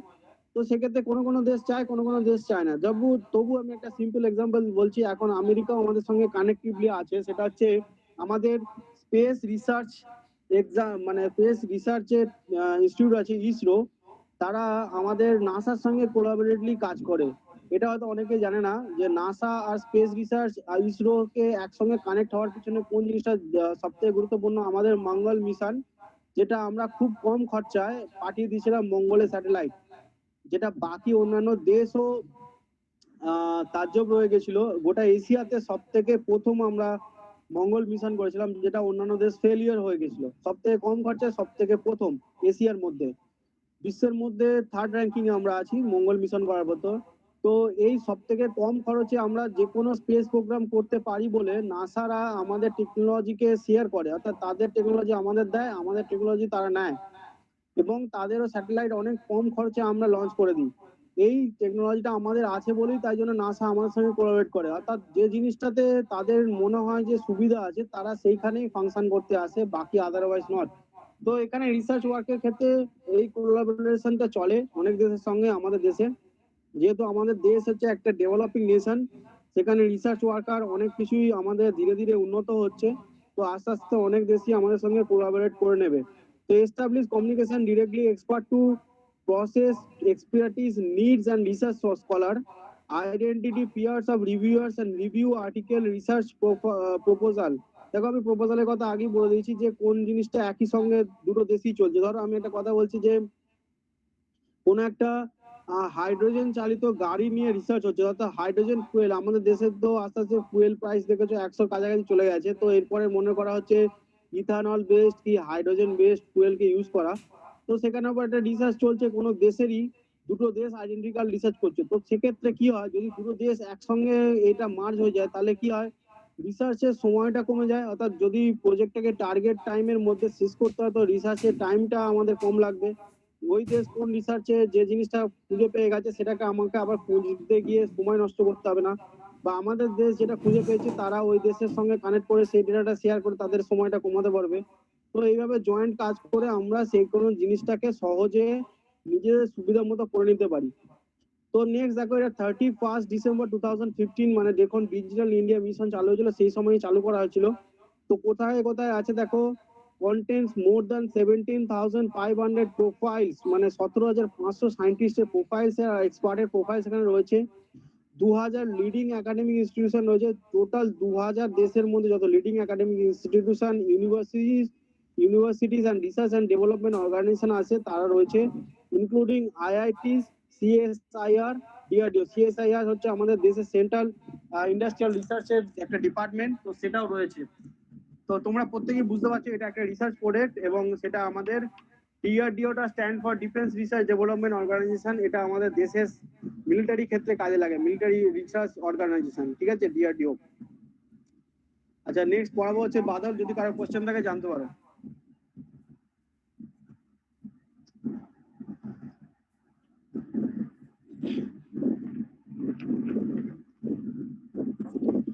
আচ্ছা দেখো বাদল পড়াচ্ছি। বাদল তো তোমরা আগের দিনও পড়েছিলে।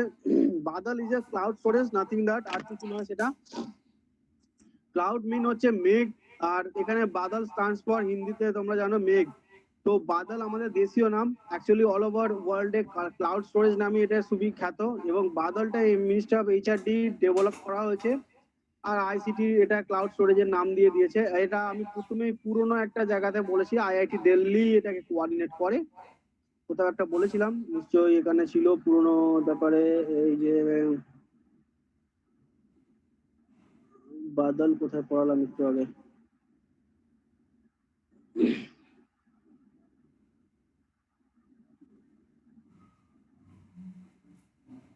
ই আচারিয়াতে গিয়ে দেখো, ওখানে বলেছিলাম আইআইটি দিল্লি এটাকে কোঅর্ডিনেট করে, লেখাই আছে। আচারিয়াতে পড়াচ্ছিলেন, হ্যাঁ, আচারিয়াতে পড়াচ্ছিলেন। আচারিয়াতে রয়েছে।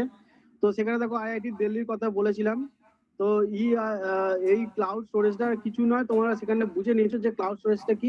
কোনো ডিভাইস যদি তোমার নষ্ট হয়ে গিয়ে থাকে তো তার ডেটাটাও নষ্ট হয়ে যায় সেখানে, সেই ডেটাটাকে তোমরা আবার সেই সঙ্গে সঙ্গে যদি ক্লাউড স্টোরেজ করে নাও, যেমন আমরা করে নিই বর্তমান দিনে, যদি আমরা কোনো বড় ফাইল বা কোনো কিছু পড়ার মেটেরিয়ালস মনে করি যে আমার মোবাইলে স্টোর করে রাখাটা সেফ নয়, তো আমরা কি করি, গুগল ড্রাইভে গিয়ে সেভ করে নিই। অনেক সময় দেখবে গুগল ড্রাইভ একটা 15 জিবি আমাদের স্পেস দেয়, মেল বানালেই সেই পেজটা পাই।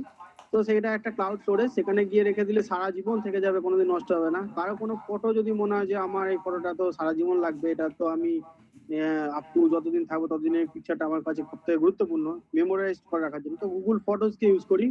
গুগল ফটোজে গিয়ে সেই পিকচারটাকে আমরা আপলোড করে দিই এবং সেটা সারা জীবন স্টোর হয়ে যায়। তো নেক্সট দেখো, বাদল সম্পর্কে তো পড়িয়ে দিলাম, এটা তো কোনো একটা বড় কিছু না। নেক্সট দেখো ইমপ্রিন্ট, IMPRINT।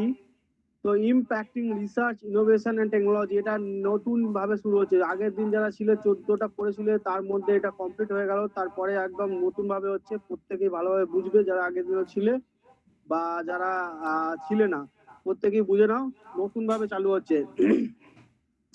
তো দেখো ইমপ্রিন্ট হচ্ছে impacting research and innovation technology. ইমপ্রিন্টের ফার্স্ট এটা প্রথম এসেছিল MHRD নিয়েছিল, যেমন এতদিন আমরা পড়েছি।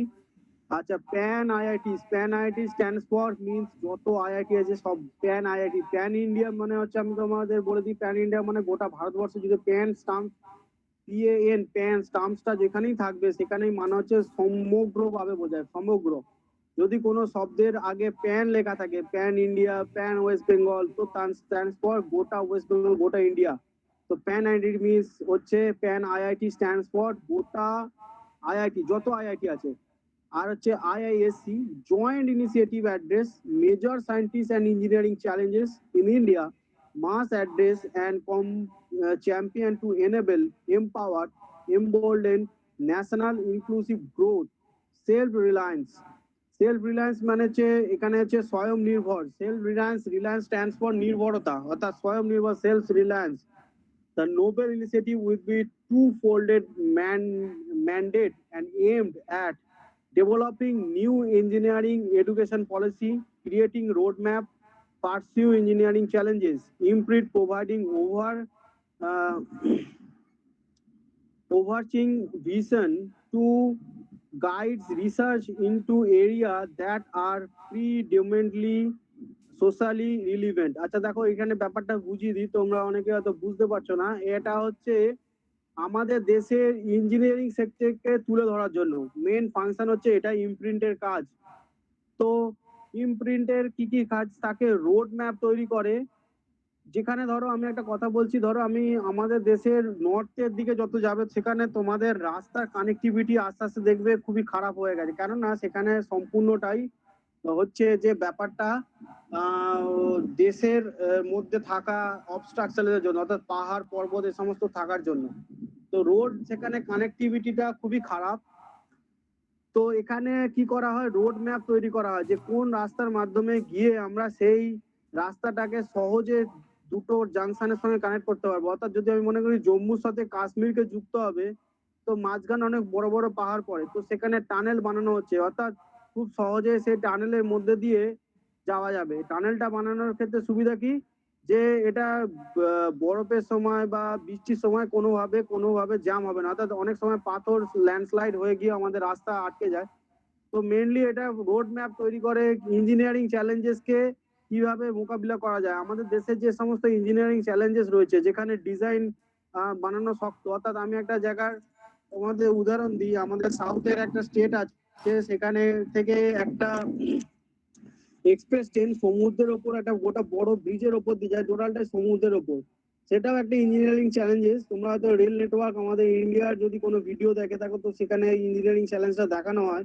সেখানে রোজ সেই মেনটেন্স করতে হয়, যেহেতু সমুদ্রের জল লবণাক্ত, তো সেখানে সম্পূর্ণ সহজেই লোহাগুলোর ওপর হ্রাস চলে আসে। তো এখানেও একটা ইঞ্জিনিয়ারিং চ্যালেঞ্জেস, আমাদের দেশ সেটাকে পলিসি ফলো করে। তো এরকম অনেক কিছু জিনিস আছে যেগুলো আমাদের দেশের একটা করার ক্ষেত্রে খুবই জরুরি। সেখানে ইঞ্জিনিয়ারিং চ্যালেঞ্জেস খুবই বড় থাকে। তো সেক্ষেত্রে ইমপ্রিন্টের এটা জয়েন্ট ভেঞ্চার হয়, যেখানে আইআইটিসরা নিজেদের টেকনোলজি দেয় বা আইআইসি নিজেদের টেকনোলজি দেয়, আর ministry of human research development এটা ফান্ডিং করে। তো সেখানে সহজেই এই কাজগুলোকে, আমাদের ইঞ্জিনিয়ারিং চ্যালেঞ্জেস গুলোকে তৈরি করে সফলভাবে সাকসেসফুল কাজ করা যায়। আচ্ছা আরেকটা জিনিস যেটা বলে দিই, যে আইআইটি ফাংশন অনেকেই হয়তো জানো না যে স্যার আইআইটির কি কি ফাংশন আছে।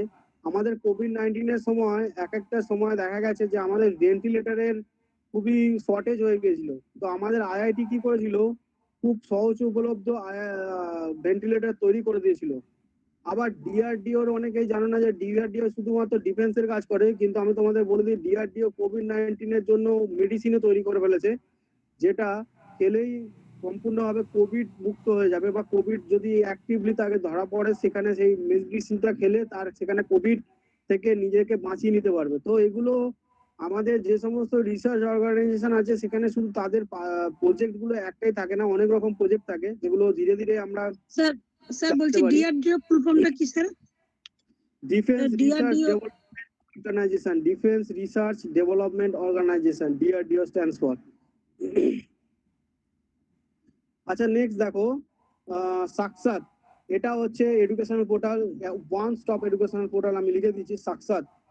আচ্ছা এটা দেখো pilot project, pilot counts for, এখানে তোমরা মনে করো যে পাইলট হচ্ছে দিক নির্দেশক। পাইলটের শব্দটার মানে হচ্ছে এখানে ক্ষেত্রে দিক নির্দেশক। পাইলট প্রজেক্ট মানে লিডিং, অর্থাৎ লিড করে, যে সাকসাত মিনস হচ্ছে লিড, অর্থাৎ এখানে পাইলট যে হচ্ছে ব্যাপারটা আমরা যেমন বলি রেলে ইয়ের ক্ষেত্রে এরোপ্লেনের ক্ষেত্রে পাইলট থাকে, তো পাইলটস হচ্ছে দিক নির্দেশ করে আমাদের সঠিক ডেস্টিনেশনে পৌঁছে দেয়, সেরকমই কাজ সাকসাতের।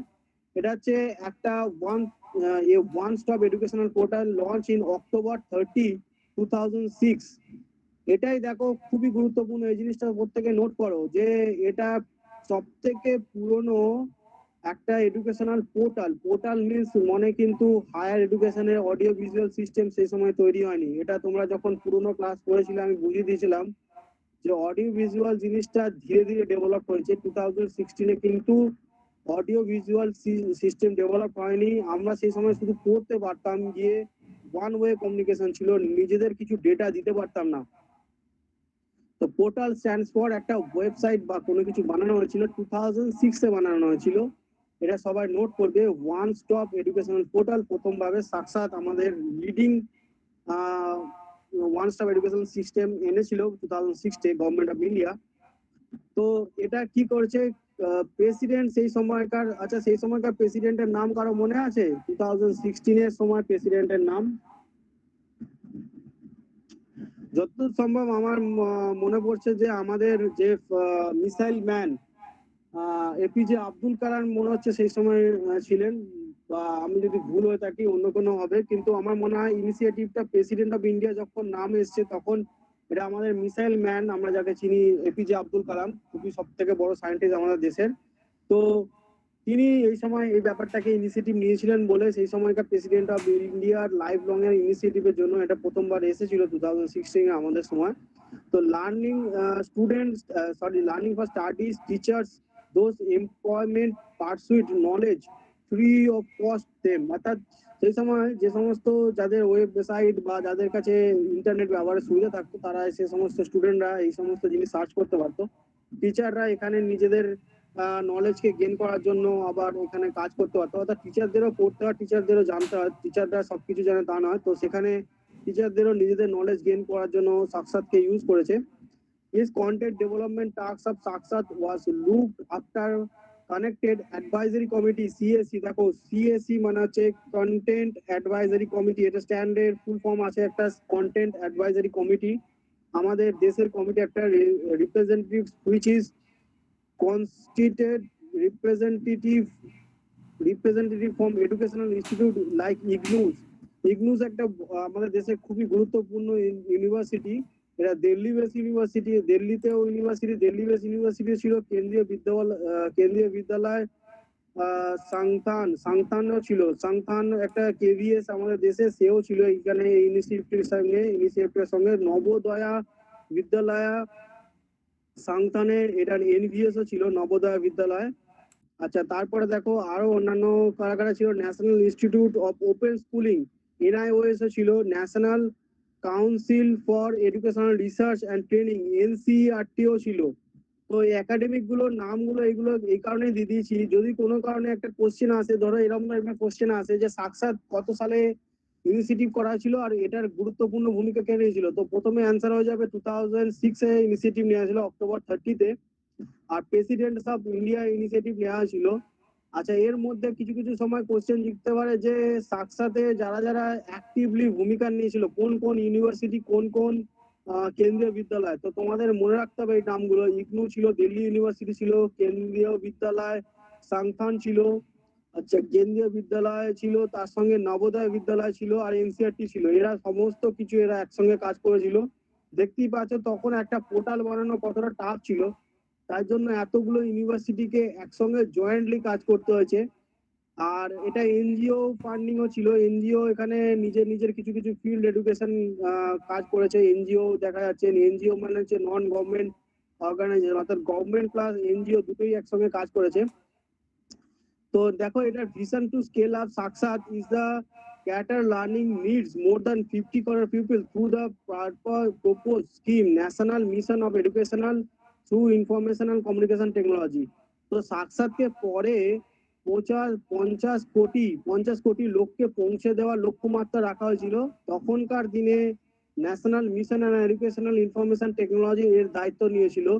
তো এই প্রজেক্টটা বহু পুরনো প্রজেক্ট এবং এটা এখানে দেওয়ার কারণ হচ্ছে সাক্ষাৎ এখনো যেহেতু আমাদের হায়ার এডুকেশনের ভূমিকা নেয় সেই কারণে এটা দিয়েছি। তো সাক্ষাতের ক্ষেত্রে তখন একটা প্রজেক্ট বানানো খুবই টাফ ছিল, চ্যালেঞ্জিং ছিল, সেই জন্য এতগুলো ইউনিভার্সিটিজ, এতগুলো স্কুল প্লাস সঙ্গে এনজিও কে নিয়ে আসা হয়েছিল, প্লাস দেখো একটা দেশের প্রেসিডেন্ট তাকে পর্যন্ত এখানে ইনভলভ হতে হয়েছিল। তো বুঝতেই পারছো সেই সময় আমাদের দেশে ডিজিটালের কতটা প্রভাব পড়েনি, ডিজিটাল ইন্ডিয়ার যে মিশনটা এখন চালু হয়েছে তখন কতটা টাফ ছিল। 2006 এর কথা বলছি, সেই সময় ডিজিটাল ইন্ডিয়া জিনিসটাই কি আমরা কেউ জানতাম না। আচ্ছা দেখো এরপরে দেখো Atal ranking institution innovation achievement ARIIA, এটা হচ্ছে অটল বিহারী বাজপেয়ী আমাদের দেশের প্রধানমন্ত্রী ছিল, তার নামে এটা র্যাঙ্কিং ইনস্টিটিউশন। এটা কিছুই কাজ করে না, এটা একটা দেশের যে সমস্ত ইনস্টিটিউশন তাদের কাজগুলো করে তাদের র্যাঙ্কিং করে, আর কিছু না। তো সেই জন্য ছোট করে আমি এটা লিখে দিচ্ছি, এটা কোশ্চেনের সময় অনেক সময় দেয়, এই শর্ট ফর্মটাই দেয় যে অটল র্যাঙ্কিং ইনস্টিটিউশন বা ইনোভেশনের ফুল ফর্মটা বলো। আর অটল র্যাঙ্কিং ইনস্টিটিউশন ইনোভেশন অ্যাচিভমেন্টের ইনিশিয়েটিভ হচ্ছে, এটা MHRD ও কাজ করে, government of India synthetically rank a major and higher education institution and universities in India. Ranking মানে আমরা যেমন দেখবে আমাদের কলেজকে যারা যারা কলেজে পড়েছে দেখবে লেখা আছে ন্যাক মূল্যায়িত B+, ন্যাক মূল্যায়িত A+। এটা যদি তোমাদের কলেজের বোর্ডে লেখা থাকে তোমরা নিশ্চয়ই লক্ষ্য করে থাকবে। আশা করি যদি মনে হয় যে বলা রিপ্লাই করা যে হ্যাঁ স্যার আমরা দেখেছি আমাদের কলেজে, তোমরা বলতে পারো। তোমরা নিশ্চয়ই দেখেছো ন্যাক মূল্যায়িত টার্মস দেখেছো তো? হ্যাঁ স্যার। আচ্ছা ঠিক আছে, তো এগুলো হচ্ছে এক একটা র্যাঙ্কিং। তো অটল র্যাঙ্কিং এর কাজ হচ্ছে শুধুমাত্র দেশের র্যাঙ্ক করা। তারপর দেখো ক্যাম্পাস কানেক্টিভিটি, এটাও খুব গুরুত্বপূর্ণ। দেখো এরপরে আর কিছু টার্মস আছে যেটা পড়লেই তোমাদের ব্যাপারগুলো সব বলো। বলছি এখানে একটা আমার কোয়েশ্চেন ছিল, সেটা হচ্ছে আপনি বললেন না ন্যাক প্রত্যেকটা কলেজের র্যাঙ্কিং ডিসাইড করে বা র্যাঙ্কিং দেয়, ওই জায়গা থেকে বেসিক্যালি আর মানে ন্যাক কোন কোন ইনস্টিটিউট গুলোর সার্টিফিকেশন দেয়? দেখো ন্যাক কাজ ইউজিসি যে ইউনাইটেড আমাদের ইউনিভার্সিটি গ্র্যান্ড কমিশন আছে তার আন্ডারে পড়ে ন্যাক, ঠিক আছে? তো ন্যাক হচ্ছে আমাদের সমস্ত কলেজকে ভিজিট করে কিছু টাইম পিরিয়ড অন্তর অন্তর, ঠিক আছে?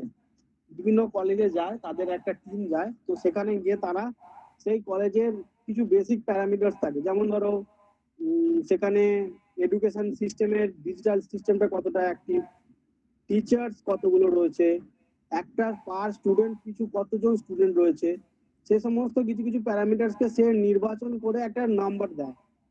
আর সেই নাম্বারটা আমরা দেখো আগেকার সময়ে আমরা জানতে পারতাম না, তার কারণ হচ্ছে নাম্বারটা আমাদের তখন অত বড় বোর্ডেতে লিখতো না যে এত নাম্বার পেয়েছে একটা কলেজ।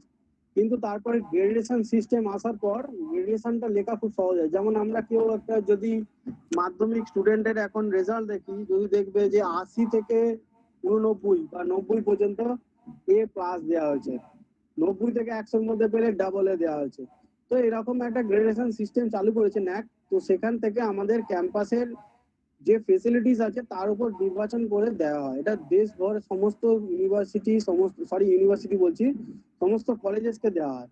তেমনই অটল র্যাঙ্কিং ইনস্টিটিউশনের কাজ হচ্ছে দেশের যে সমস্ত মেজর ইনস্টিটিউশন গুলো রয়েছে, ইনস্টিটিউশন মিনস একটা ইউনিভার্সিটি হতে পারে, একটা কলেজও হতে পারে, তো যেখানে যা কিছু পড়ানো হয় হায়ার এডুকেশনের ক্ষেত্রে যে সমস্ত ইউনিভার্সিটি, মেনলি ইউনিভার্সিটিকে দেওয়া হয়, কারণ একটা ইউনিভার্সিটি আন্ডারে কলেজ থাকে। তো ইউনিভার্সিটি তাদের কাজ কি, এডুকেশন পারপাসে তাদের ভূমিকা কি, সের উপর র্যাঙ্কিং করে অটল র্যাঙ্কিং এ দেওয়া হয়ে থাকে, ARIIA দেওয়া হয়ে থাকে। এটা তোমরা কোনো ইউনিভার্সিটিতে গেলে এই র্যাঙ্কিং এর শব্দটা তারা যদি ইউনিভার্সিটি ডিসপ্লে করে, অনেক ইউনিভার্সিটি করে অনেক ইউনিভার্সিটি করে না, ARIIA তে র্যাঙ্কিং এ কত পেয়েছে, তো তোমরা সেখানে দেখতে পারো, বা আমাদের ওয়েবসাইটেও আছে, ওয়েবসাইটে গিয়েও দেখতে পারো। ঠিক আছে। দেখো ক্যাম্পাস কানেক্টিভিটি, আমাদের যদি কেউ হোস্টেল লিভিং করে থাকো, আমি তো হোস্টেল লিভিং করেছি, বা তোমাদের টিচার যারা আছে প্রত্যেকে হোস্টেলে থেকেছে রামকৃষ্ণ মিশনে। তো ক্যাম্পাস কানেক্টিভিটি একটা খুব গুরুত্বপূর্ণ জিনিস। তো ক্যাম্পাস কানেক্টিভিটি মিনস হচ্ছে দেশের যে সমস্ত ইনস্টিটিউশনে একটা ক্যাম্পাসের মধ্যে থাকা বিভিন্ন ডিপার্টমেন্টকে একই সঙ্গে জুড়ে দেওয়া, এটা একটা লোকাল এরিয়া নেটওয়ার্ক। ল্যান, এই ল্যান টার্মসটা তোমরা আগের দিন যখন পড়েছিলে তোদের বুঝিয়েছিলাম যে লোকাল এরিয়া নেটওয়ার্ক কিরকম হয়ে থাকে। লোকাল এরিয়া নেটওয়ার্কের বাইরের কোনো অ্যাক্টিভিটি বা কানেক্টিভিটির কেউ অ্যাক্সেস পায় না, অর্থাৎ ক্যাম্পাসে থাকা তারা টিচার, ক্যাম্পাসে থাকা স্টুডেন্ট ছাড়া বাইরের অ্যাক্সেস করতে পারে না। তো এটা ল্যান্ড তৈরি করা হয়ে থাকে, একটা লোকাল এরিয়া নেটওয়ার্ক তৈরি করা হয়ে থাকে, যেটা একটা বড় বড় হসপিটালরাও তৈরি করে থাকে নিজেদের মধ্যে। এটা নিজেরা 10-12 জন মিলে, যেমন আমরা হোয়াটসঅ্যাপে একটা গ্রুপ বানাই, সেটা একটা ধরতে পারো ছোটখাটো লোকাল এরিয়া নেটওয়ার্কের মতনই কাজ করে। গ্রুপটা বানাচ্ছি আমাদের 10-12 জন, 20 জন, 30 জন যতজন থাকে, এই গ্রুপের মধ্যে থাকা 30 জনই শুধু অ্যাক্সেস করতে পারে গ্রুপের কন্টেন্ট, গ্রুপের ভিডিওস, গ্রুপের চ্যাট, এগুলো তারা অ্যাক্সেস করতে পারে, বাইরে আদার্স কেউ পারে না। তো লোকাল এরিয়া নেটওয়ার্কের মতনই ব্যাপারটা এটাই। তো ক্যাম্পাস কানেক্টিভিটি মিনস হচ্ছে এটা আমাদের এডুকেশনাল ইনফরমেশন কমিউনিকেশন টেকনোলজি আন্ডারে আসে, যারা এই এতক্ষণ ধরে পড়াছিলাম সে তারাই করে। aims is the leverage potential information and communication technology teaching learning process. Mission also aim provide 20 broadband connection 501 to 512 kbps speed over 25,000 college. তো এ দেখো এই kbps speed ম্যান্ডেটরি, 20টা ব্রডব্যান্ড কানেকশন ম্যান্ডেটরি, এগুলো হচ্ছে এগুলোর মধ্যে থাকে। ব্রডব্যান্ড কানেকশন একটা ধরো ইনস্টিটিউট ক্যাম্পাসের মধ্যে ব্রডব্যান্ড কানেকশনের মাধ্যমেই আমাদের যুক্ত হয়ে থাকে। আমাদের কলেজেও তাই ছিল, wifi base plus broadband connection ছিল। স্পিডটা 512 kbps মেনটেন করতে হবে। অনেক রুরাল এরিয়াতে ইউনিভার্সিটিস আছে, সেখানে এত স্পিডে পৌঁছানো টাফ হয়ে যাচ্ছে, মিনিমাম রাখা আছে 1 gbps ও যায়নি, 1 kbps এর মধ্যেই রাখা আছে। kbps gbps তোমরা নিশ্চয়ই বুঝতে পারছো কি টার্মস বলতে যাচ্ছি। 512 kbps মানে হচ্ছে কিলোবাইট পার সেকেন্ডে আসে, জিবিপিএস মানে হচ্ছে 1 জিবি, অর্থাৎ 1 সেকেন্ডে 1 জিবি ডাউনলোড হবে। 1 জিবিপিএস টার্মস মিনস 1 সেকেন্ডের যদি কোনো একটা ভিডিওতে 1 জিবি থাকে তাহলে 1 জিবি নামতে 1 সেকেন্ড সময় নেবে। 512 kbps মানে 512 কোনো ভিডিও যদি থাকে তো সেখানে সেই ভিডিওটা নামতে 1 সেকেন্ডে সময় নেবে 512 kbps স্পিড থাকলে। তো ওভার 25,000 কলেজ, 25,000 কলেজকে কানেক্টিভিটি দেওয়া হয়েছে। 2000 পলিটেকনিক কলেজ, যারা পলিটেকনিক পড়ে নিশ্চয়ই যারা ডিপ্লোমা হোল্ডার, ডিপ্লোমা পড়ে তাদেরকে 2000 পলিটেকনিক কলেজ ছিল, অপটিক্যাল ফাইবার কানেক্টিভিটির মাধ্যমে দেওয়া হয়েছে। আচ্ছা এখানে দেখো কানেক্টিভিটি গুলো আস্তে আস্তে বাড়ানো হয়েছে, 1 জিবিপিএস পর্যন্ত করা হয়েছে। 419টা ইউনিভার্সিটিকে 1 জিবিপিএস কানেক্টিভিটি দেওয়া হয়েছে। University level institution country which is included internet facility. Internet facility তো সবসময় দরকার আমাদের দেশের এখন ডিজিটাল ইন্ডিয়া মিশনে। One time digital India initiative of PMO MHRD decided that the campus universities having 1 gbps bandwidth, আমি কথাটা এই একটু আগে বললাম পড়ানোর আগে যে 1 gbps টা খুবই ম্যান্ডেটরি এখন, কারণ অনেকেই কানেক্ট হয়। 1 gbps স্পিড কিছুই না, 1 gbps এর থেকেও আরো ডেভেলপ স্পিড চাই আমাদের যে কোনো কাজ করার ক্ষেত্রে। অর্থাৎ তোমরা যদি মনে করো যে একটা কোনো প্রোগ্রামেতে কোনো কিছু ডাউনলোড করে সঙ্গে সঙ্গে রিসার্চ ওয়ার্ক করে আমাকে আপলোড করতে হবে, তো স্পিড ইজ ম্যান্ডেটরি। অর্থাৎ তুমি যদি মনে করো একটা কোনো কিছু বানিয়েছো খুব বড় ফাইল, যদি সেটাই আপলোড হতে 30 মিনিট সময় নেয় তো সেটাতে তোমার একটা বোরিং টাস্ক হবে। সেই জন্য স্পিড একটা ম্যান্ডেটরি। ব্যান্ডউইথ স্পিড হচ্ছে সবচেয়ে গুরুত্বপূর্ণ। ব্যান্ডউইথ টার্মটা অনেকে জিজ্ঞেস করতে পারে স্যার ব্যান্ডউইথ কি, আমি বলে দিই ব্যান্ডউইথ মিনস হচ্ছে স্পিড। ধরে নিতে পারো যে যদি আমি মনে করি এখান থেকে হাওড়া যাব, হাওড়া যদি আমাদের আজকে বুলেট ট্রেন চালু হয়ে যায় কোথাও কোনো একটা স্টেশন থেকে, সামা ব্যান্ডেল থেকে হাওড়া, যদি বুলেট ট্রেনে চালু হয়ে যায় তো আমাদের হাওড়া পৌঁছাতে সময় নেবে বলতে পারো কয়েক মিনিট। আমরা যেখানে 1 ঘন্টা 1.5 ঘন্টা সময় স্পেন্ড করি গোটা রাস্তাটাতে, কখনো কখনো 2 ঘন্টা সিগন্যাল প্রবলেম থাকার জন্য, তো সেখানে আমাদের বুলেট ট্রেন থাকলে কয়েক মিনিট সময় নেবে। তবে জিবিপিএস ব্যাপারটা ব্যান্ডউইথ হচ্ছে স্পিড, অর্থাৎ যদি কোনো একটা কিছু ফাইন্ডিং ডাউনলোড এগুলোর জন্য দরকার হয় তো ব্যান্ডউইথ সব থেকে বেশি থাকলে সহজে ডাউনলোডটা হয়ে যাবে, ব্যান্ডউইথ কম থাকলে ডাউনলোডটা লেট হবে, বা কোনো কিছু আপলোডের ক্ষেত্রেও সেটাই। তো এটা কি করছে, ওয়াইফাই বেসড করা হচ্ছে, ওয়াইফাই এনেবল ক্যাম্পাস। আমাদের ক্যাম্পাস ছিল ওয়াইফাই এনেবল। এগুলো আইআইটিস আছে, আইএমএম আছে, এনআইটিএস আছে, এগুলো enable establish wifi campus. This process layering optical fibre provision the Wi-Fi in central universities currently underway. তো ওয়াইফাই এনেবলটা খুবই দরকার এখন। আমাদের মনে করি অনেক কলেজে ওয়াইফাই এনেবল কিছু কিছু কলেজে শুরু হয়েছে, সব কলেজে এখন ওয়াইফাই এনেবল নয়। ওয়াইফাই মেইনলি তাদের ডিপার্টমেন্টরাই কাজ করে, যদি তারা করে থাকে পার্সোনাল, আমাদের ছেলেরা অ্যাক্সেস পায় না। কিন্তু আমাদের অনেক বড় ক্যাম্পাস থাকার জন্য আমাদের ওয়াইফাই এনেবল ছিল, আমরা ওয়াইফাই অ্যাক্সেস করতে পারতাম। নেক্সট দেখো যে ডিজি লকার, এটা খুবই গুরুত্বপূর্ণ। আমরা যারা ছেলেরা আছি বা মেয়েরাও নিজেরা, তারা যারা বাইক চালায় বা তারা যদি নিজেদের ডকুমেন্টস কে সেফলি রাখতে চায়, ডিজি লকার হচ্ছে এটা খুবই গুরুত্বপূর্ণ। আমরা অনেক সময় কি করি, হার্ড কপি নিয়ে রাস্তাঘাটে যাই, তো অনেক ক্ষেত্রে দেখা গেছে যে হার্ড কপি মিস হয়ে যাওয়া অর্থাৎ হারিয়ে যাওয়ার সম্ভাবনা থাকে। আবার ফর্ম ভরা হয়, আবার সেই হার্ড কপির জন্য অ্যাপ্লিকেশন করা হয়, আবার তারপর সেই ডকুমেন্টেশন আছে। তো ডিজি লকারকে আমাদের গভর্নমেন্ট অফ ইন্ডিয়া মান্যতা দিয়েছে। এবার অনেক ক্ষেত্রে ট্রাফিক পুলিশ এটাকে জানে না বলে মানে না, কিন্তু কোনো কোনো ক্ষেত্রে দেখা গেছে যে তুমি যদি তোমার ড্রাইভিং লাইসেন্স বা কোনো কিছু আধার কার্ড বলো, ভোটার কার্ড বলো, যেটা হার্ড কপি নিয়ে যাওয়ার কোনো প্রয়োজন নেই, বা তাকে শুধু দেখানোর জন্যই কাজে লাগাতে পারো, বা তার নাম্বারটা শুধুমাত্র পুট করার জন্যই কাজে লাগে।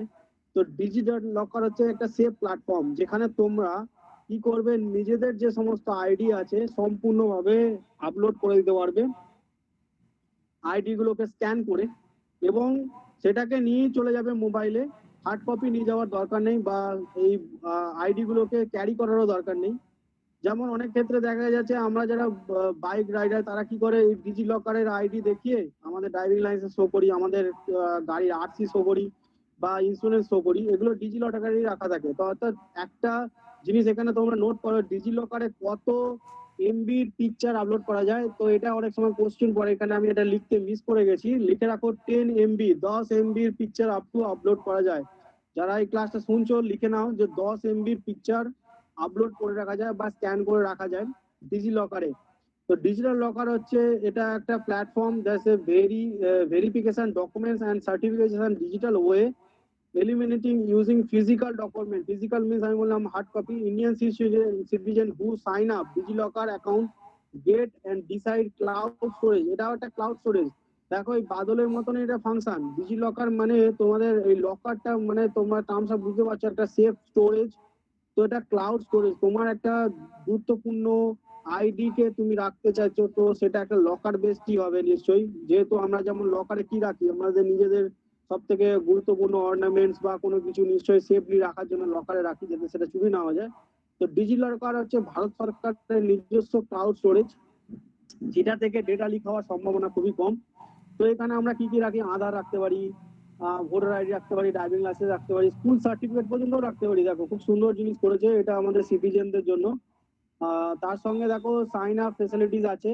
আচ্ছা, repository collection of e documents that expose via standards APIs for source and real time access. Real time access mean যখনই তোমার দরকার হবে পাসওয়ার্ড দেবে, খুলে যাবে, এবং সেখানে তুমি সঙ্গে সঙ্গে এটাকে দেখাতে পারবে। Access gateway source online mechanism for requester and access to e-document from the various repositories in real time using URI, Uniform Resource Indicator. এটা একটা খুব গুরুত্বপূর্ণ। URI কি stand for uniform resource indicator. এটা অনেক সময় কোশ্চেনে দেয় URI স্ট্যান্ড ফর, অনেক সময় কোশ্চেনে দেয় URI এর মতনই লেখা থাকে URL, যেন এটার সঙ্গে গুলিয়ে ফেলো না। URL তোমাদের আগের দিন পড়িয়েছিলাম। ডিজিলকার পোর্টাল হচ্ছে decided cloud based personal storage space linked with to each other resident Aadhaar for storing e document URI e documents. অর্থাৎ ইউনিফর্ম রিসোর্স ইন্ডিকেটর মানে হচ্ছে যে কোনো মুহূর্তে যখনই দরকার যে কোনো ডেটা তোমরা স্টোর করে নিতে পারো। যদি মনে হয় তোমাদের ইন ফিউচার কোনো ডকুমেন্টস রাখতে হবে, তো ডিজিলকারকে ইউজ করতে পারো। এটা খুব সহজেই প্লে স্টোরে আছে, সেখান থেকে নামাবে, আইডি গুলোকে স্ক্যান করবে, স্কুল কলেজের সার্টিফিকেট স্ক্যান করবে, আপলোড করে রেখে দেবে। এটা ফিউচারের ক্ষেত্রে অনেক সময় কাজে দেয়। নেক্সট দেখো হচ্ছে national programme on technology enhancing learning NPTEL. NPTEL কি কাজ করে? National programme technology enhancing learning. It was a initiative by 7 Indian institute of technology, Bombay, Delhi. এগুলো খুবই গুরুত্বপূর্ণ, নোট করে নাও। যদি তোমাদের কোনো কেউ খাতায় নোট করছো বা কেউ পিডিএফ থেকে করছো, সেখান থেকে সব থেকে সহজে যদি আন্ডারলাইন করার প্রসেস থাকে আন্ডারলাইনও করে নিতে পারো। বোম্বে, দিল্লি, কানপুর, খড়গপুর, মাদ্রাস, গুয়াহাটি এন্ড রুরকি, 7টা আমাদের যে 12টা আইআইটিস এর মধ্যে 7খানা আইআইটিস এখানে ইনভলভ ছিল। এবং along with Indian institute of science Bangalore IIT IISc, অর্থাৎ Indian institute of science IIS, এটাও ব্যাঙ্গালোর 2003-তে এরা ইনিশিয়েটিভ নিয়েছিল। শুধু দেখো আইআইটি ছিল 7টা, তার সঙ্গে IIS অর্থাৎ ইন্ডিয়ান ইনস্টিটিউট অফ সায়েন্স এর ব্যাঙ্গালোরও এখানে 2003-তে এখানে অ্যাক্টিভলি পার্টিসিপেট ছিল। 5 core disciplines were identified, namely civil engineering, computer science engineering, electrical engineering, electronic and communication engineering, mechanical engineering. 235 crores web and videos format were developed by in this place. এটা দেখো mainly function হচ্ছে engineering এর এবং সায়েন্সের ক্ষেত্রে।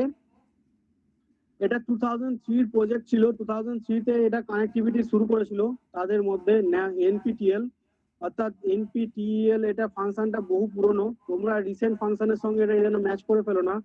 ওখানে যখন আমি পড়েছিলাম পুরনো একটা ইঞ্জিনিয়ারিং বেস পড়াশোনার জন্য, সেখানে দেখো শুধু ইঞ্জিনিয়ারিং পড়ানো হয় না, তার সঙ্গে অন্যান্য সাবজেক্টও পড়ানো হয়।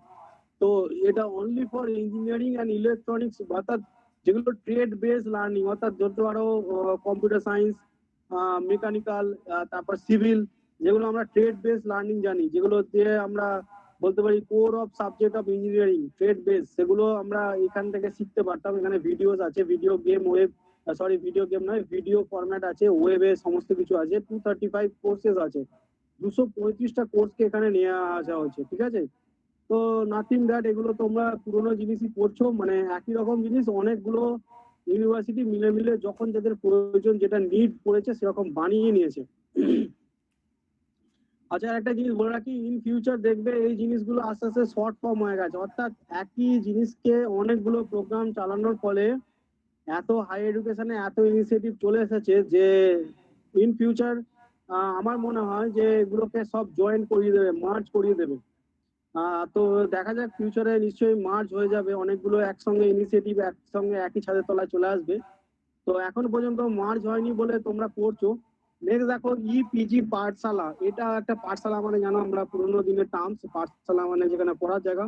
তো ইপিজি পাঠশালা ইনিশিয়েটিভ, এটাও ministry of human resource and development আমাদের আন্ডারে আছে, ন্যাশনাল মিশন এডুকেশন এটাও বানিয়েছে, বিং এক্সিকিউটিভ বাই ইউজিসি। দেখো এটা এবার খুবই গুরুত্বপূর্ণ, এখানে কিন্তু এবার ইউজিসির নাম আসছে, এটা সবাই মনে রাখবে। পাঠশালাতে যখনই কোনো কিছু পাঠশালা জাতীয় কোনো লেখা থাকবে সেখানে ইউজিসির নামটা কানেক্টেড হয়ে যাচ্ছে, এটা মনে রাখার সব থেকে সহজ উপায় যে ইউজিসি কোন জিনিসটাকে কন্ট্রোল করে। তো ইপিজি পাঠশালা অ্যান্সার হয়ে যাবে। The content and quality being key component of education system, high quality curriculum based interactive e-content, 70 subject across the disciplines, social science, arts, fine arts, humanities, natural and material science, linguistic and language have been developed by this subject expert working in Indian University and Research and Development Institute of the country. আচ্ছা দেখো এইখানে ব্যাপারটা বুঝিয়ে দিই, এটা হচ্ছে college base education, অর্থাৎ দেখো ইউনিভার্সিটি বেস এডুকেশন মানে সেখানে সম্পূর্ণ জিনিসটাই অন্যান্য রিসার্চ বেস চলে যায়, ইউনিভার্সিটি রিসার্চ বেস কাজটা সব থেকে বেশি হয়। পিজি মানে হচ্ছে পোস্ট গ্রাজুয়েশন, যেখানে আমরা ইউনিভার্সিটিতে গিয়েই করি, কিন্তু এখানে ইউজিসি সেখানে দায়িত্ব নেয়। সেখানে কিছু কিছু সাবজেক্ট যেগুলো ক্ষেত্রে আমাদের রিসার্চ বেসডের তুলনায় লিঙ্গুইস্টিক, অর্থাৎ ধরো আমাদের ভাষাগত কোনো কিছু ডকুমেন্ট পুরোনো জিনিস সেটা থাকা দরকার।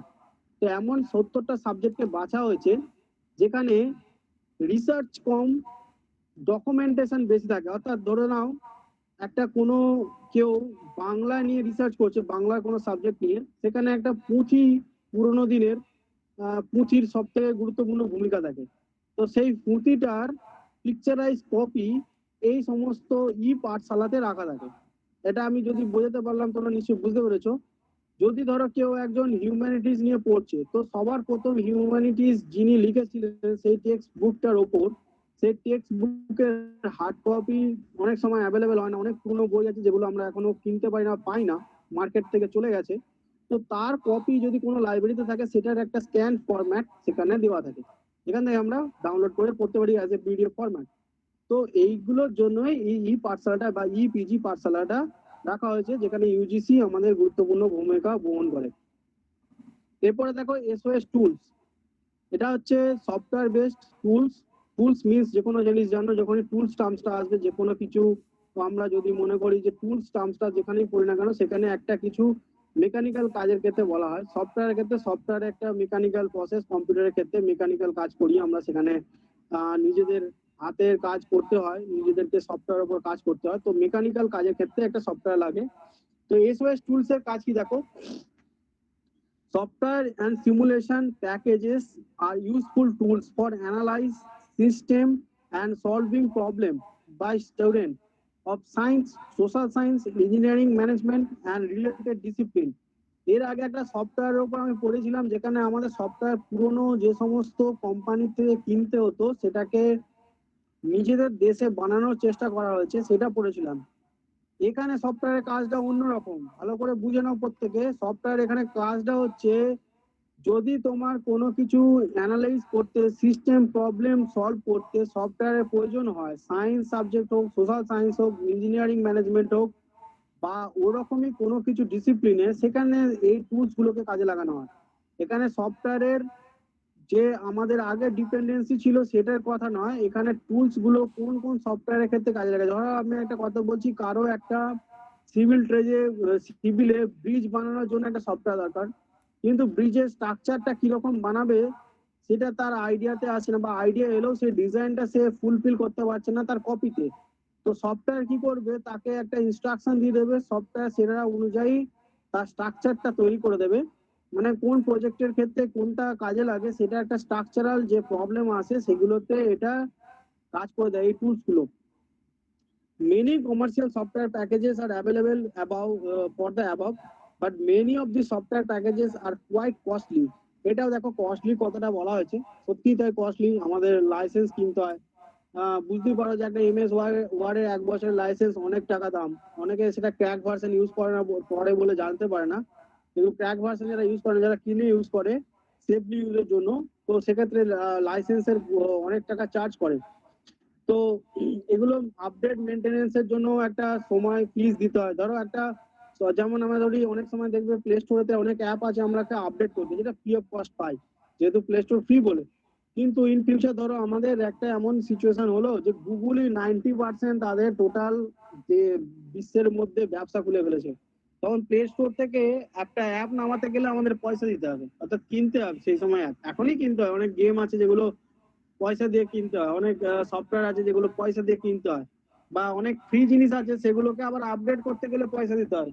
যেমন আমি একটা বলছি, কিছুদিন আগে আমি একটা আমার নিজের ক্ষেত্রেই বলছি, একটা সফটওয়্যার ছিল যেটা হচ্ছে যে কোনো ওয়াইফাই কে হ্যাক করে দিত, অর্থাৎ ওয়াইফাই হ্যাকিং সফটওয়্যার ছিল।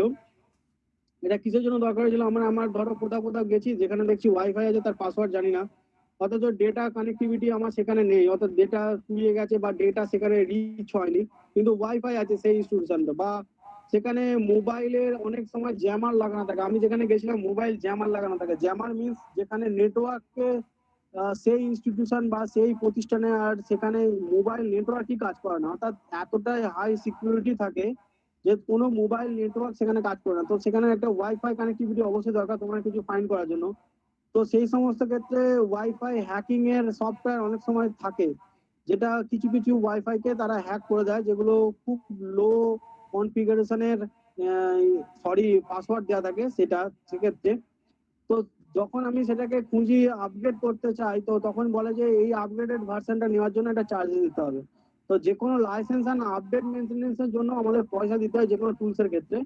তো এই মেনি ওপেন সোর্সের সফটওয়্যার যেগুলো আমাদের অ্যাভেলেবেল আছে এই সিমিলার ফাংশন করে, অর্থাৎ আমাদের দেশীয় সফটওয়্যাররা একই ফাংশন করে কিন্তু কোনো রকম চার্জেস করে না, এটা ফ্রেন্ডলি, ইউজার ফ্রেন্ডলি হয় এবং প্রপার ডকুমেন্টেশন থাকে। Beside this adequate manpower to teach the studies this packages not available.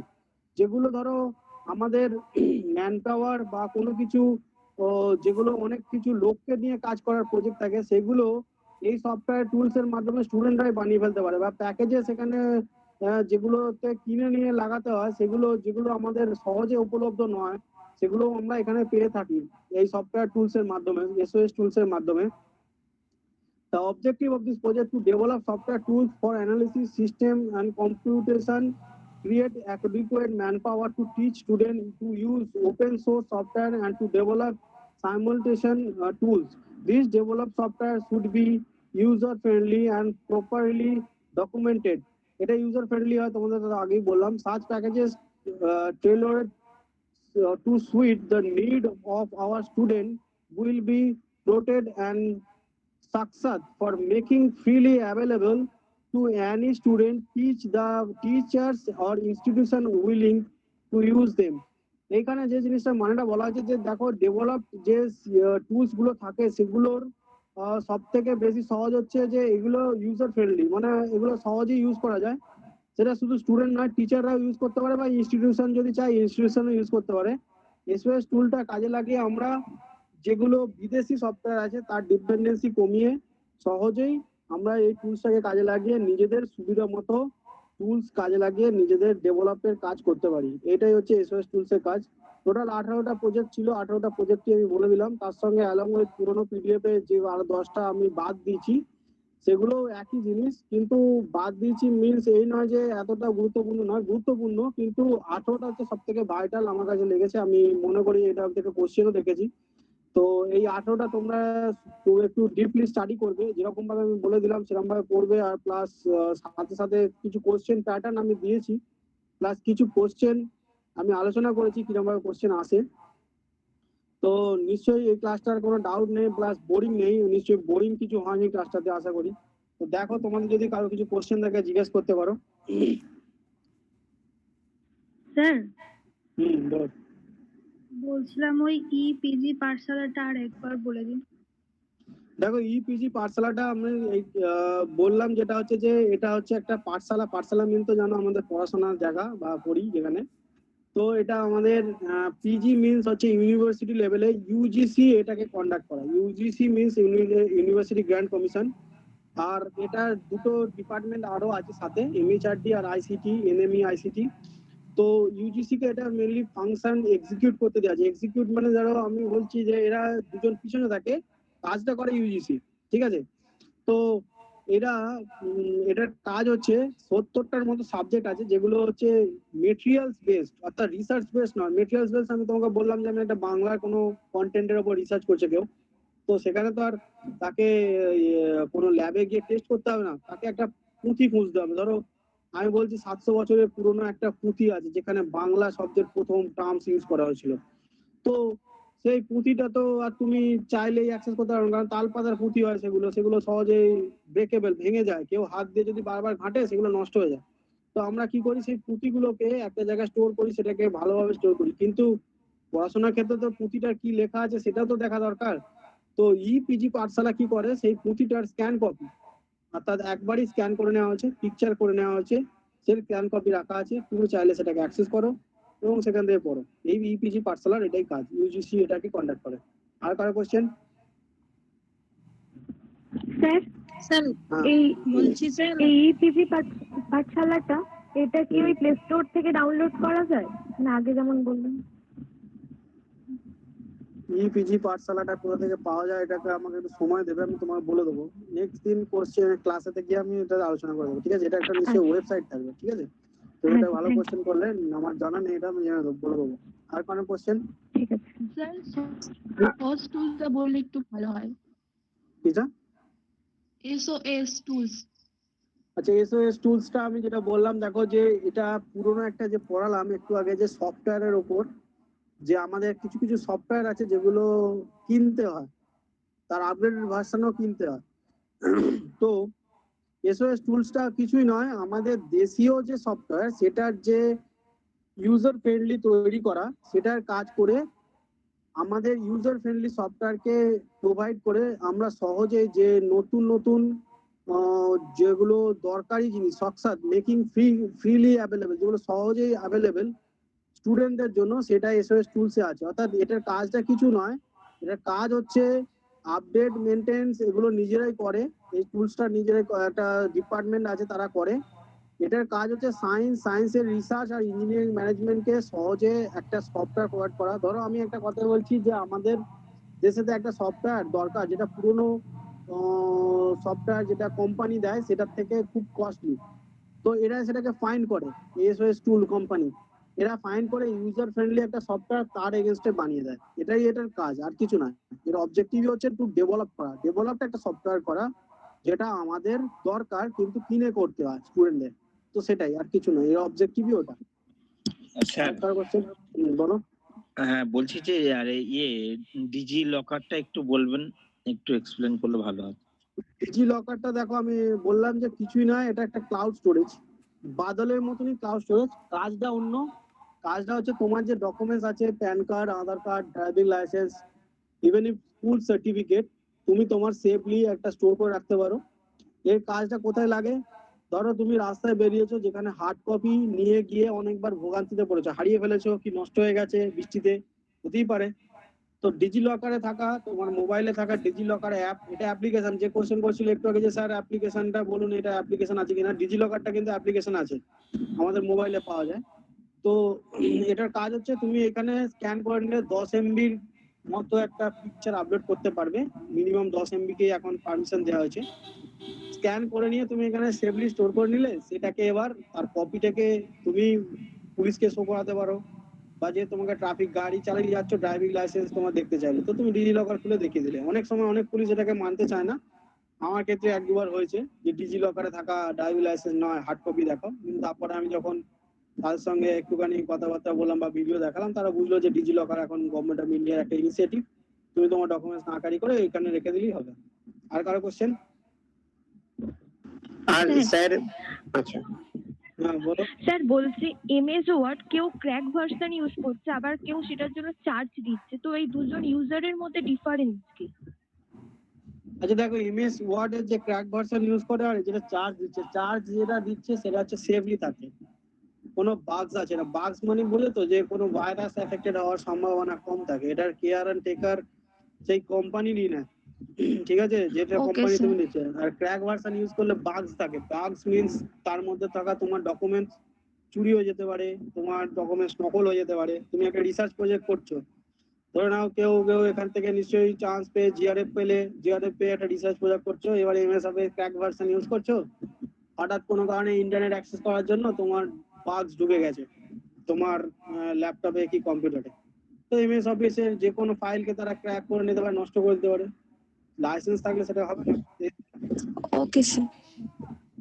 আর কার কোশ্চেন? স্যার, স্যার বলছি যে এই যে আপনি বললেন যেখানে হচ্ছে ওয়াইফাই হ্যাকার বলে একটা বলছিলেন, তো ওই ওয়াইফাই হ্যাকারটা তো এক ধরনের তাহলে বেআইনি কাজ হচ্ছে নাকি? অবশ্যই বেআইনি কাজ। তাহলে সেইটার জন্য অ্যাপ তৈরি করেছে কেন? দেখো, অ্যাপ্লিকেশন যেটা তৈরি করেছে সেটা নিশ্চয়ই কিছু বেনিফিট আছে, কিছু মেরিটস এন্ড ডিমেরিটস থাকে যে কোনো অ্যাপ্লিকেশনে। যেমন একটা অ্যাপ্লিকেশন কথা বলি, যে এই যে ফেস রিকগনাইজেশন অ্যাপ্লিকেশন, তুমি ঘুমিয়ে থাকলেও অনেক সময় অনেক অ্যাপ্লিকেশন কাজ করে তোমার ফোনের লক খুলে দেবে, তাহলে সেটা তৈরি আচ্ছা হয়েছে। আচ্ছা, এটা তৈরি হয়েছে তার কারণ হচ্ছে, আমি তোমাকে তো বললাম যে কিছু কিছু প্রতিষ্ঠান আছে যেখানে খুব সিকিউর, তোমার নেটওয়ার্ক প্রোভাইডার অপারেটরকে ব্যান করে রাখা হয়েছে, ঠিক আছে। যেমন ধরো একটা সিম্পল এক্সাম্পল, তোমার কোশ্চেনে আসি, চায়না গুগলকে ব্যান করে রেখেছে, ইউটিউবকে ব্যান করে রেখেছে, ফেসবুককে ব্যান করে রেখেছে। এবার ধরো আমি একটা ভারতীয়, ইউটিউব, ফেসবুক, গুগল এগুলো ঘেটেই অভ্যস্ত। এবার চায়নায় গেছি, ওখানে বাইদু অ্যাপটি ইউজ করতে দিয়েছে, বাইদুর ম্যাপ ইউজ করতে দিয়েছে, কিন্তু সম্পূর্ণ জিনিসটা লেখা আছে চাইনিজ ল্যাঙ্গুয়েজে। এবার আমি চাইনিজ ল্যাঙ্গুয়েজ জানি না, তো আমার একটা তো কিছু না কিছু রাস্তা বার করতে হবে যে চায়নার একটা প্রদেশ থেকে আরেকটা প্রদেশে কি করে যাব। তো সেক্ষেত্রে আমরা কি ইউজ করি? VPN, virtual private network. এটার কাজ কি করে?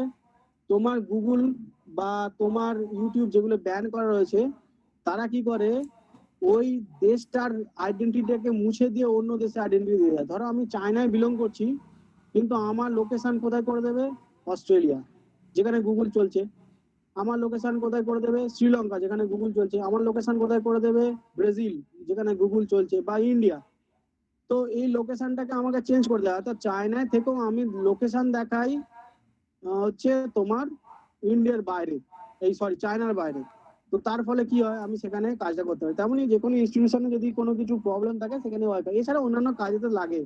যেমন ধরো কেউ বাইপাস করার জন্য কিছু কিছু কাজ করে, এগুলো মেনলি ইউজ করে হচ্ছে যাদের যে কোনো প্রয়োজনেই থাকতে পারে, সেটা ভালো দিকেই হোক খারাপ দিকেই হোক।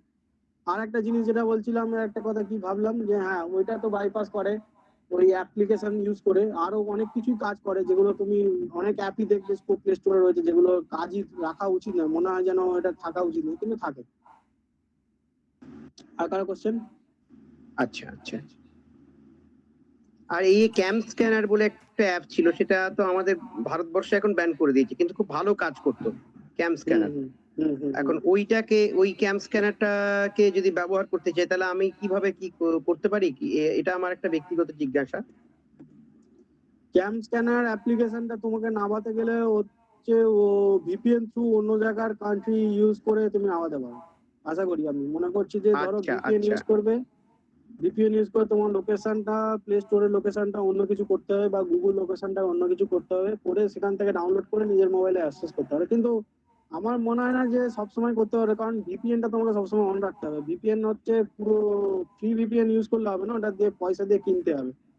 ঠিক আছে, আচ্ছা সেই আচ্ছা আচ্ছা ইউজ করে তোমাকে কাজ করতে হবে। মানে ফ্রি ভিপিএন অনেক আছে, সেগুলো ইউজ করলে তুমি, যেমন ধরো আমি এক একটা ওয়েবসাইট, কিছু কিছু ওয়েবসাইট আছে যেগুলো ব্যান করে রাখা আছে ইন্ডিয়ার পার্সপেক্টিভে, বা কিছু কিছু ওয়েবসাইট আছে কোনো দেশের পার্সপেক্টিভে ব্যান করা আছে, কিন্তু অন্য দেশে সেটা খোলা আছে। যেমন আমরা একটা মুভি ওয়েবসাইট বলে দিচ্ছি, যেটা খুবই ইউজ করতাম, আমি ভুলে গেছি, সে সময় কলেজ লাইফে ইউজ করতাম। কি একটা সব থেকে সহজে মুভি থাকবে, টোরেন্ট। টোরেন্ট, হ্যাঁ ঠিক ঠিক, ভেরি গুড। তো টোরেন্ট যখন ব্যান করে দিল ইন্ডিয়া, তো সেখানে আমরা ভিপিএন ইউজ করে টোরেন্ট নামাতাম, টোরেন্ট থেকে মুভি নামাতাম। ঠিক আছে, অনেক পুরোনো, পুরোনো বলছি, রিসেন্ট লঞ্চ করা মুভি টোরেন্টে আসতো, তো সেগুলো নামাতাম। আচ্ছা আচ্ছা, ঠিক আছে, ধন্যবাদ স্যার। এখনো আছে স্যার? টোরেন্ট ইন্ডিয়াতে ব্যান আছে তো মনে হচ্ছে, নাকি?